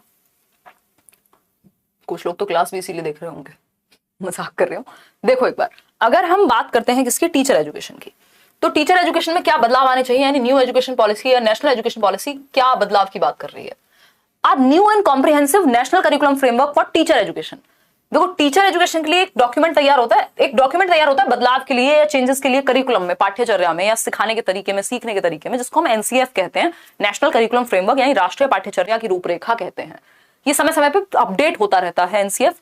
अगर हम बात करें 1975 में आया, 88 में आया, फिर सन 2000 में, फिर 2005 में, और अभी नए एनसीएफ पे काम चल रहा है, ठीक है ना। बहुत बढ़िया प्रवीण। देखो, तो एक नया और कॉम्प्रिहेंसिव, एक बेहतर एनसीएफ तैयार हो किसके लिए, टीचर एजुकेशन के लिए। देखो जो नॉर्मल एनसीएफ होता है स्कूल एजुकेशन के लिए, उसको एनसीईआरटी तैयार करती है। और जो टीचर एजुकेशन के लिए, यानी टीचर्स को भी तो एजुकेशन या ट्रेनिंग चाहिए ना, तो जो एनसीएफटीई बोलते हैं उसको, एनसीएफटीई मतलब टीचर एजुकेशन, ये तैयार करती है एनसीटीई। एनसीटीई क्या है, एक बॉडी है, स्टैट्यूटरी बॉडी है, जो कि यानी एक ऑटोनॉमस बॉडी है, जो टीचर एजुकेशन को कंट्रोल करेगी एक तरह से, तो national council for teacher education बोलते हैं। ये फुल फॉर्म्स आपके दिमाग में होनी चाहिए, चाहे वो एनसीईआरटी हो, national council for educational research and training, NCTE यानी बोले तो national council for teacher education. ठीक है, अगर हम बात करें न्यू एंड कॉम्प्रिहेंसिव एनसीएफटी तैयार होगा 2021, जिसका नाम दिया जाएगा, और ये 2025 तक तैयार करना है इन लोग को। ठीक है, will be formulated by the NCTE in consultation with NCERT. NCERT से बात करके एनसीटीई एक नया टीचर एजुकेशन का एनसीएफ बनाए। ठीक, जितने भी लोग नए हैं उनका स्वागत है। आप पहले ही दिन आप पे बहुत भारी टॉपिक पड़ गया, बट क्या कर सकते हैं, है ना। बाय 2030 यानी 2030 तक द मिनिमम डिग्री क्वालिफिकेशन, बहुत जरूरी है ये, जो न्यूनतम पात्रता है, क्वालिफिकेशन है टीचर बनने की, 2030 तक will be a 4-year integrated BEd course या degree, integrated 4-year BEd degree, bachelors of education जिसको हम बोल रहे हैं। तो 2030 के बाद जिन्होंने भी 2-2 साल की ट्रेनिंग की हुई है वो काम में नहीं आएंगी, या फिर उनको कुछ अपग्रेड करना पड़ेगा। जिन्होंने नौकरी ले ली होगी, वैसा तो है नहीं, उनको निकाल दिया जाएगा, बट इट्स बेटर कि आप एक इंटीग्रेटेड कोर्स के लिए जाएं, या फिर उससे पहले चुपचाप से 2030 से पहले पहले अपनी नौकरी ले लें और आगे बढ़ जाएं। ज्यादा समय है नहीं, हमें लगता है बहुत समय है। देखिए वो मीम भी तो आया था ना, बहुत जगह है नहीं जगह है, तो वही वाला सीन है। हमें लगता है बहुत समय है, बट बहुत ज्यादा समय नहीं होता जीवन में। देखिए अच्छे काम के लिए national curriculum framework for school education, एक ये नॉर्मल वाला एनसीएफ है। देखो 3 एनसीएफ की बात हो चुकी है, अभी मैं आपको रिमाइंड भी करा दूंगी। NCF SE school education 2020-2021 will be developed by the NCERT. ये सब जो है आपके 2025 तक ही डेवलप होंगे, जिनका नाम 2021 मतलब इन पे काम चल रहा है, हम ये कह सकते हैं। ठीक है, अगर हम बात करें तो हमने 3 एनसीएफ की बात कर ली है। शुरुआत में हमने बात की थी एनसीएफ ईसीसीई करके कुछ था, कि ईसीसीई के लिए बनाया जाएगा एक एनसीएफ। कौन बनाएगा? एनसीईआरटी बनाएगी 2025 तक। ठीक है, फिर हमने बात कर ली किसकी? एनसीएफ टीई की, टीचर एजुकेशन के लिए, भी 2025 तक। इसका नाम है 2021 टीचर एजुकेशन के लिए। एनसीईआरटी और एनसीटीई मिलकर बनाएंगे, ये एनसीईआरटी बनाएगी, और ये भी एनसीईआरटी बनाएगी, जिसको एनसीएफ एसई कह रहे हैं, स्कूल एजुकेशन जो नॉर्मल वाला होता था। ये भी 2025 तक आपका तैयार हो। तो ये 3 एनसीएफ पे काम चल रहा है या चलेगा। एनसीएफ ईसीसीई यानी अर्ली चाइल्डहुड केयर एजुकेशन के लिए, जो फाउंडेशनल स्टेज के लिए, जो आपका नर्सरी वाले बच्चों के लिए, उस तरह से कह सकते हैं। दूसरा है एनसीएफ टी टीचर एजुकेशन के लिए, और तीसरा है एनसीएफ एसई स्कूल एजुकेशन के लिए, जो नॉर्मल आपकी कक्षा 1 से 12वीं वाली बात होती है। ठीक है, तो इतनी बात क्लियर हो गई। ये 3 एनसीएफ हैं जो एनसीईआरटी और एनसीटीई मिलकर के काम कर रहे हैं। एनसीटीई काम करेगा टीचर एजुकेशन वाले पे, बाकी नॉर्मल केस में एनसीईआरटी तो तीनों में ही इन्वॉल्व है। Robust teacher recruitment and career path, यानी जो टीचिंग है उसको और प्रोफेशनल और इसमें कंपटीशन बढ़ेगा एक तरह से। जो अच्छे टीचर्स हैं वही सर्वाइव कर पाएंगे। ठीक है, अगर हम बात करें शशि कुमार, तो a common national professional standards for teachers, यानी एक प्रोफेशनल स्टैंडर्ड सेट होगा, NPST, national professional standards for teachers, यानी स्टैंडर्ड सेट किए जाएंगे कि आप में ये क्षमताएं होनी चाहिए, तभी आप टीचर बनेंगे। ठीक, चाहे वो टेस्ट के रूप में, टेट को तो कंपलसरी कर ही दिया जाएगा, 11-12 के लेवल पे भी टेट लेकर के आएंगे लोग। ठीक है, मतलब टीचर एलिजिबिलिटी टेस्ट, उसके बिना तो आप प्राइवेट में भी नहीं बन पाएंगे। तो NPST will be developed by the national council for teacher education by 2022। तो एनसीटीई एक और चीज डेवलप करेगा जिसको एनपीएसटी कहा जा रहा है, national professional standards for teachers, यानी क्या स्टैंडर्ड्स चाहिए इनको, आपसे रिक्वायरमेंट क्या है एज अ टीचर, वो एक चीज होगी। एनसीईआरटी और एससीईआरटी आप समझते हैं, state council for educational research and training. तो जो स्टेट में काउंसिल हैं वहां से जो डाइट्स हैं, एनसीईआरटीज हैं, एससीईआरटी है, एनसीईआरटी और एससीईआरटीज हैं, एनसीईआरटी तो एक ही है। तो एनसीईआरटी और एससीईआरटी, ये एनसीईआरटी का स्टेट रूप कह सकते हैं आप, अलग अलग स्टेट में होते हैं SCERTs. Teachers and expert organisations from across levels and regions, अलग अलग देश के हिस्सों से एक प्रोफेशनल स्टैंडर्ड डॉक्यूमेंट तैयार किया जाएगा, ताकि जो टीचर्स हैं वो प्रोफेशनली आ सकें और काम के लोग ही टीचर बन पाए। कॉन्टिन्यूअस ऐसा नहीं है इधर से मन किया मध्य प्रदेश से कुछ कर लिया, कहीं से कुछ और कर लिया, बस डिग्री आ गई, वो नहीं होना चाहिए। डिप्लोमा आ गया, वो नहीं आना चाहिए, नहीं तो फिर वही होगा जो अभी मेरिट गई है ना पीआरटी में 157, ये वाली स्थिति बनेगी फिर। कॉन्टिन्यूअस प्रोफेशनल डेवलपमेंट सीपीडी, यानी टीचिंग में भी ऐसा नहीं है कि आप टीचर बन गए तो आपका बस काम हो गया, अब तो सीधा रिटायरमेंट तक ही चलती रहेगी जिंदगी, कुछ सोचने की, पढ़ने की, समझने की जरूरत नहीं है। हालांकि बहुत सारे लोग अभी बहुत कमेंडेबल काम कर रहे हैं, बहुत सारे पुराने टीचर्स भी बहुत अच्छा काम करते हैं, बट बहुत सारे ऐसे भी लोग हैं टीचिंग में जो, क्योंकि टीचिंग एक ऐसा फील्ड है जिसको आप जितना बोरिंग, जितना आसान बनाना चाहो उतना बना दो, और जितना मुश्किल, जितना चैलेंजिंग, जितना बेहतर करना चाहो उतना बेहतर कर लो। पसीने आ जाएंगे अगर ढंग से टीचर बनने की बात आ गई तो अगर हम करें तो टीचर की जब हम बात कर रहे हैं तो टीचर कॉन्टिन्यूअस प्रोफेशनल डेवलपमेंट, यानी उसका जो प्रोफेशनल डेवलपमेंट है वो कॉन्टिन्यूअसली हो, मेरिट के बेसिस पे, यानी उसकी जो परफॉर्मेंस है उसके बेसिस पे बेसिकली वो क्या हो। एक तो आजकल पता नहीं मेरे जो लिंग्विस्टिक एस्पेक्ट है जिसको हम लैड कहते हैं ना, Noam Chomsky language acquisition device, उसमें क्या गड़बड़ आ गई, बचपन में कभी स्पेलिंग मिस्टेक नहीं हुई, मतलब आजकल इतनी बेसिक बेसिक स्पेलिंग्स में मैं छोटी छोटी मिस्टेक कर रही हूँ कई बार, तो हालांकि पकड़ में आ जाती है बट बड़ा अजीब लगता है देख के। देखिएगा, खैर अगर हम बात करें, अब इसके साइकोलॉजिकल रीजन पर नहीं जाएंगे, वो बाद में बताऊंगी। देखना, तो टीचर मेरिट बेस्ड अगर उनका क्या कहें प्रमोशन भी होना है तो वो मेरिट बेस्ड हो कि उन्होंने कितना अच्छा काम किया है, उनको भी स्कोर कार्ड मिलेगा, चाहे वो टीचर से मिले, बाकी लोगों से मिले, स्कूल में जो पढ़ रहे हैं बच्चे उनसे मिले, तो ये प्रॉपर मेहनत का काम हो जाएगा प्रमोशन लेना भी। तो ये थी आज की आपकी नेशनल एजुकेशन पॉलिसी 2020। होपफुली आपको मजा आया होगा, बहुत सारी नई चीजें जानने को मिली होंगी, बहुत सारी पुरानी चीजें रिवाइज हुई होंगी। और इस वीडियो को अगर आप मल्टीपल टाइम्स देख लेते हैं या मल्टीपल टाइम्स नहीं भी देख रहे हैं, एक बार भी अच्छे से देख लिया है, नोट्स बना लिए हैं अपनी भाषा में, या ये पीडीएफ भी मैं आपके साथ टेलीग्राम पे सभी के साथ शेयर हो जाएगी। वैसे तो ये पहली क्लास है आपके सीटेट के बैच की, या बाकी बैचेस में भी क्लास आपको देखने को मिली है, क्योंकि ये क्लास करियर विल पे भी थी और लेट्स लर्न पे भी थी, एक कॉमन क्लास थी। ठीक है, तो ये एक बेसिक बात हो गई। और होपफुली अगर आपको ये सेशन पसंद आया तो लाइक शेयर सब्सक्राइब आप कर दीजिएगा, बिना कुछ सोचे समझे जाने, मतलब ऐसा नहीं है, पसंद आया होगा तो कुछ सोचा समझा जाना होगा। टेलीग्राम चैनल है लेट्स लर्न स्क्वाड, किसी भी फेक चैनल, किसी भी फेक वेबसाइट, कहीं पे भी कुछ भी मत ले लेना। बहुत सारे ऐसे वेबसाइट वगैरह बनी हुई हैं जहाँ पे पेड कोर्सेज और पता नहीं क्या क्या बेचा जा रहा है मेरे नाम पे, इस तरह का कुछ भी नहीं है। अगर पेड कोर्सेज आते हैं जो कि लिमिटेड आते हैं, वो आते हैं करियर विल ऐप पे, और फ्री क्लासेस आपकी लेट्स लर्न पे होती हैं, दैट्स इट। ठीक, बाकी बी और ओन कांस्टेंट अपने साथ बने रहिए, बहुत ही बेहतरीन काम आप करेंगे टीचिंग में, ऐसी मेरी पूरी पूरी उम्मीद है। थोड़ा बहुत मैं भी आपसे सीखने की कोशिश कर रही हूँ और आप मुझसे सीखने की कोशिश कर रहे हैं, तो हम मिल करके काम चल जाता है हमारा। ठीक है, और ये सीटेट का बैच है जिसमें अभी एडमिशंस ओपन है, और एक पेडागोजी स्पेशल है जिसमें हम पेडागोजी डिटेल में पढ़ते हैं। तो ये दो बैचेस हैं, इसके अलावा केवीएस के बैच में भी आई थिंक एडमिशन ओपन है, और सुपर टेट की भी, ये 3-4 बैचेस हो गए मतलब टोटल मिला करके। तो ये एक बात हुई। ऑफलाइन के लिए जितने भी लोग बोल रहे हैं, ऑफलाइन DEET+B का शायद एक बैच आएगा, अभी रुक के लाएंगे थोड़ा सा, बहुत सारी चीजें ऑलरेडी है मैनेज करने को, बुक पे भी काम चल रहा है। ठीक है, तो ये एक बात है। सीटेट के पेपर 1 पेपर 2 और इसका जो सीटेट वाली फी है वो 1499 है अभी 20 तारीख तक, यानी 20 अगस्त तक। उसके बाद जो कंबाइंड बैच है वो ये है उसकी फी। और इसके अलावा पेडागोजी स्पेशल में 31 का है ना ये मंथ, तो 31 अगस्त तक ही होगा, फिर इसको बंद कर देंगे, 2-4 महीने बाद आएगा फिर बैच जो है पेडागोजी स्पेशल का। ठीक है, इतनी सी बात है। ये करियर विल ऐप पे है, ये आप डाउनलोड करेंगे करियर विल ऐप, वहां जाकर के आप ये डेमो वगैरह भी देख सकते हैं। बाकी टीचर्स हैं, मैथ्स उदय सर पढ़ाएंगे। ये पेडागोजी स्पेशल बैच है जिसमें मैं आपके साथ डील करती हूँ। ये थोड़ा कॉम्प्रिहेंसिव बैच हो जाता है, किसके लिए, सीडीपी के लिए, है ना, जिसमें हम पेडागोजी को थोड़ा डिटेल में जाकर डिस्कशन करते हैं। बाकी जो आपकी क्लासेस हैं, जो 6 बजे वाली क्लास है ऐप वाली, वो कल से कंटिन्यू है, और जो 7:30 वाली क्लास है जो यूट्यूब पे क्लास होती है 9:30 बजे, वो सब आपकी कल से अलग अलग क्लासेस आपकी होंगी। जो कॉमन टॉपिक्स हैं कुछ ऐसे जो सभी क्लासेस में कॉमन होंगे, जैसे नेशनल एजुकेशन पॉलिसी हो गया, आरटीई हो गया।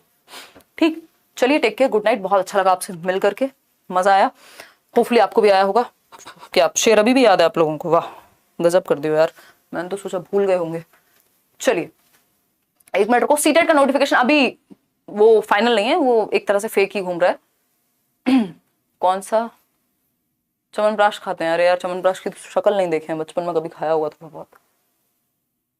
आज से सीडब्ल्यू पर क्लास शुरू हो गई है। हाँ अंकिता, आज से क्लास शुरू हो गई है आपकी, जो भी पेड बैचेस की क्लास थी कंटिन्यू हो जाएंगी आज से। और बताइए, कुछ रिकॉर्डेड क्लास आपको मिली होंगी सीटेट के बैच में, वो एक्चुअली है 5-6 टॉपिक की, बट मैंने इस बार बहुत डिटेल में डिस्कशन किया सीटेट का, तो वो कम से कम भी 23 क्लास होंगी। सोचो 6-7 टॉपिक हैं वो शायद जिनकी 23 क्लासेस हैं, तो वो आप इतने देख लीजिएगा, उसके आगे से हम कंटिन्यू कर देंगे। ठीक है, और कोई बात? मैम बहुत मजा आया, चलिए बहुत, बस मजा ही चाहिए, मतलब सीखते रहेंगे मजे मजे में, और क्या चाहिए। हाँ, कोई कह रहा है मेरी तरह आपको भी पिंपल हो रहा है। पिंपल पे ध्यान है देवेश, यहाँ 2 घंटे से बोल बोल के थक गए हैं, उस पर ध्यान नहीं है। बहुत बड़ी आपदा का समय है ना ये तो, कि पिंपल हो गए हैं, कलर जो है ये हो गया है, फलाना हो गया है, इसीलिए तो जी रहे हैं हम कि अच्छे दिख सकें बस, हैं। दिमाग को बनाओ यार अच्छा, बाकी चीजें तो वेरिएबल हैं। केमिस्ट्री के पीएनजी नोट्स नहीं मिले, मिल जाएंगे, डोंट वरी यार। और बताओ, क्या बताऊं, बताओ बताओ। केवीएस की वैकेंसी इस साल देखने को मिलेगी, ऐसी उम्मीद जता रहे हैं हम लोग। और बताओ यार, सुपर टेट बैच कितने की है? आई थिंक वही होगी 1000-1500 ऐसा ही कुछ बैच होगा, ज्यादा महंगे बैचेस नहीं होते। और बहुत अच्छा लगा, अच्छा धन्यवाद, क्योंकि आप लोग इतनी स्ट्रेंथ में होते हैं तो वो सभी टीचर्स का हो जाता है वहां से। कॉन्टेक्ट नंबर उसमें है गिवन, ये पीडीएफ में मैं ऐड कर दूंगी। और बताओ, थैंक यू सो मच, बहुत बढ़िया यार, बहुत अच्छा लगा, बहुत दिन बाद एक मजेदार सेशन हुआ, अभी ऐसे ही होगा, अभी सीटेट भी आ रहा है, यूट्यूब पे भी भरपूर क्लासेस आपकी आएंगी। व्हाट्सएप नंबर भी दे दें, वाह बहुत बढ़िया जी, गजब यार। वैसे ही व्हाट्सएप पे मैं 500-500 मैसेज पड़े रहते हैं, वही नहीं देख पाती हूँ। चलो, क्या शायरी? नहीं शायरी नहीं सुना रहे, अब थकान हो गई। ठीक है प्रवीण। अरे इश्क मतलब ऐसे प्यार, और वस्ल मतलब ऐसे क्या, वस्ल को क्या बोलते हैं, मिलना, और हिज्र को बिछड़ना बोलते हैं। तो तीनों ही चीजें हो गई है ना, लो देख लो, ये इश्क है, ये वस्ल है, ये हिज्र। अब लौट चले आओ, बहुत काम पड़ा है, ये तीनों चीजें हो गई। अब चुपचाप से पढ़ाई पे ध्यान दे लो, बहुत त्योहार मना लिए, बहुत प्यार मोहब्बत कर ली, ऐसे नौकरी वोकरी पे ध्यान दे लो, जीवन ऐसे ही नहीं चलेगा। तो उसका सिंपल मतलब ये था। चलिए आज के लिए इतना ही रखते हैं, thank you so much, bye bye, good night, sweet dreams. ऐसे देख रहे हो, स्वीट ड्रीम्स, मैं पता नहीं क्यों, अगर ये कहीं और कुछ बोला होता जीवन अच्छा हो जाता। चलो खैर मजाक कर रही हूँ, बाय बाय, ध्यान रखो अपना, गुड नाइट। कल मिलेंगे 9:30, क्वेश्चंस करेंगे अपने, और बीच बीच में ऐसे टॉपिक्स भी लाते रहेंगे, यूट्यूब पे भी कुछ कुछ क्वेश्चंस, सॉरी टॉपिक्स करते रहेंगे।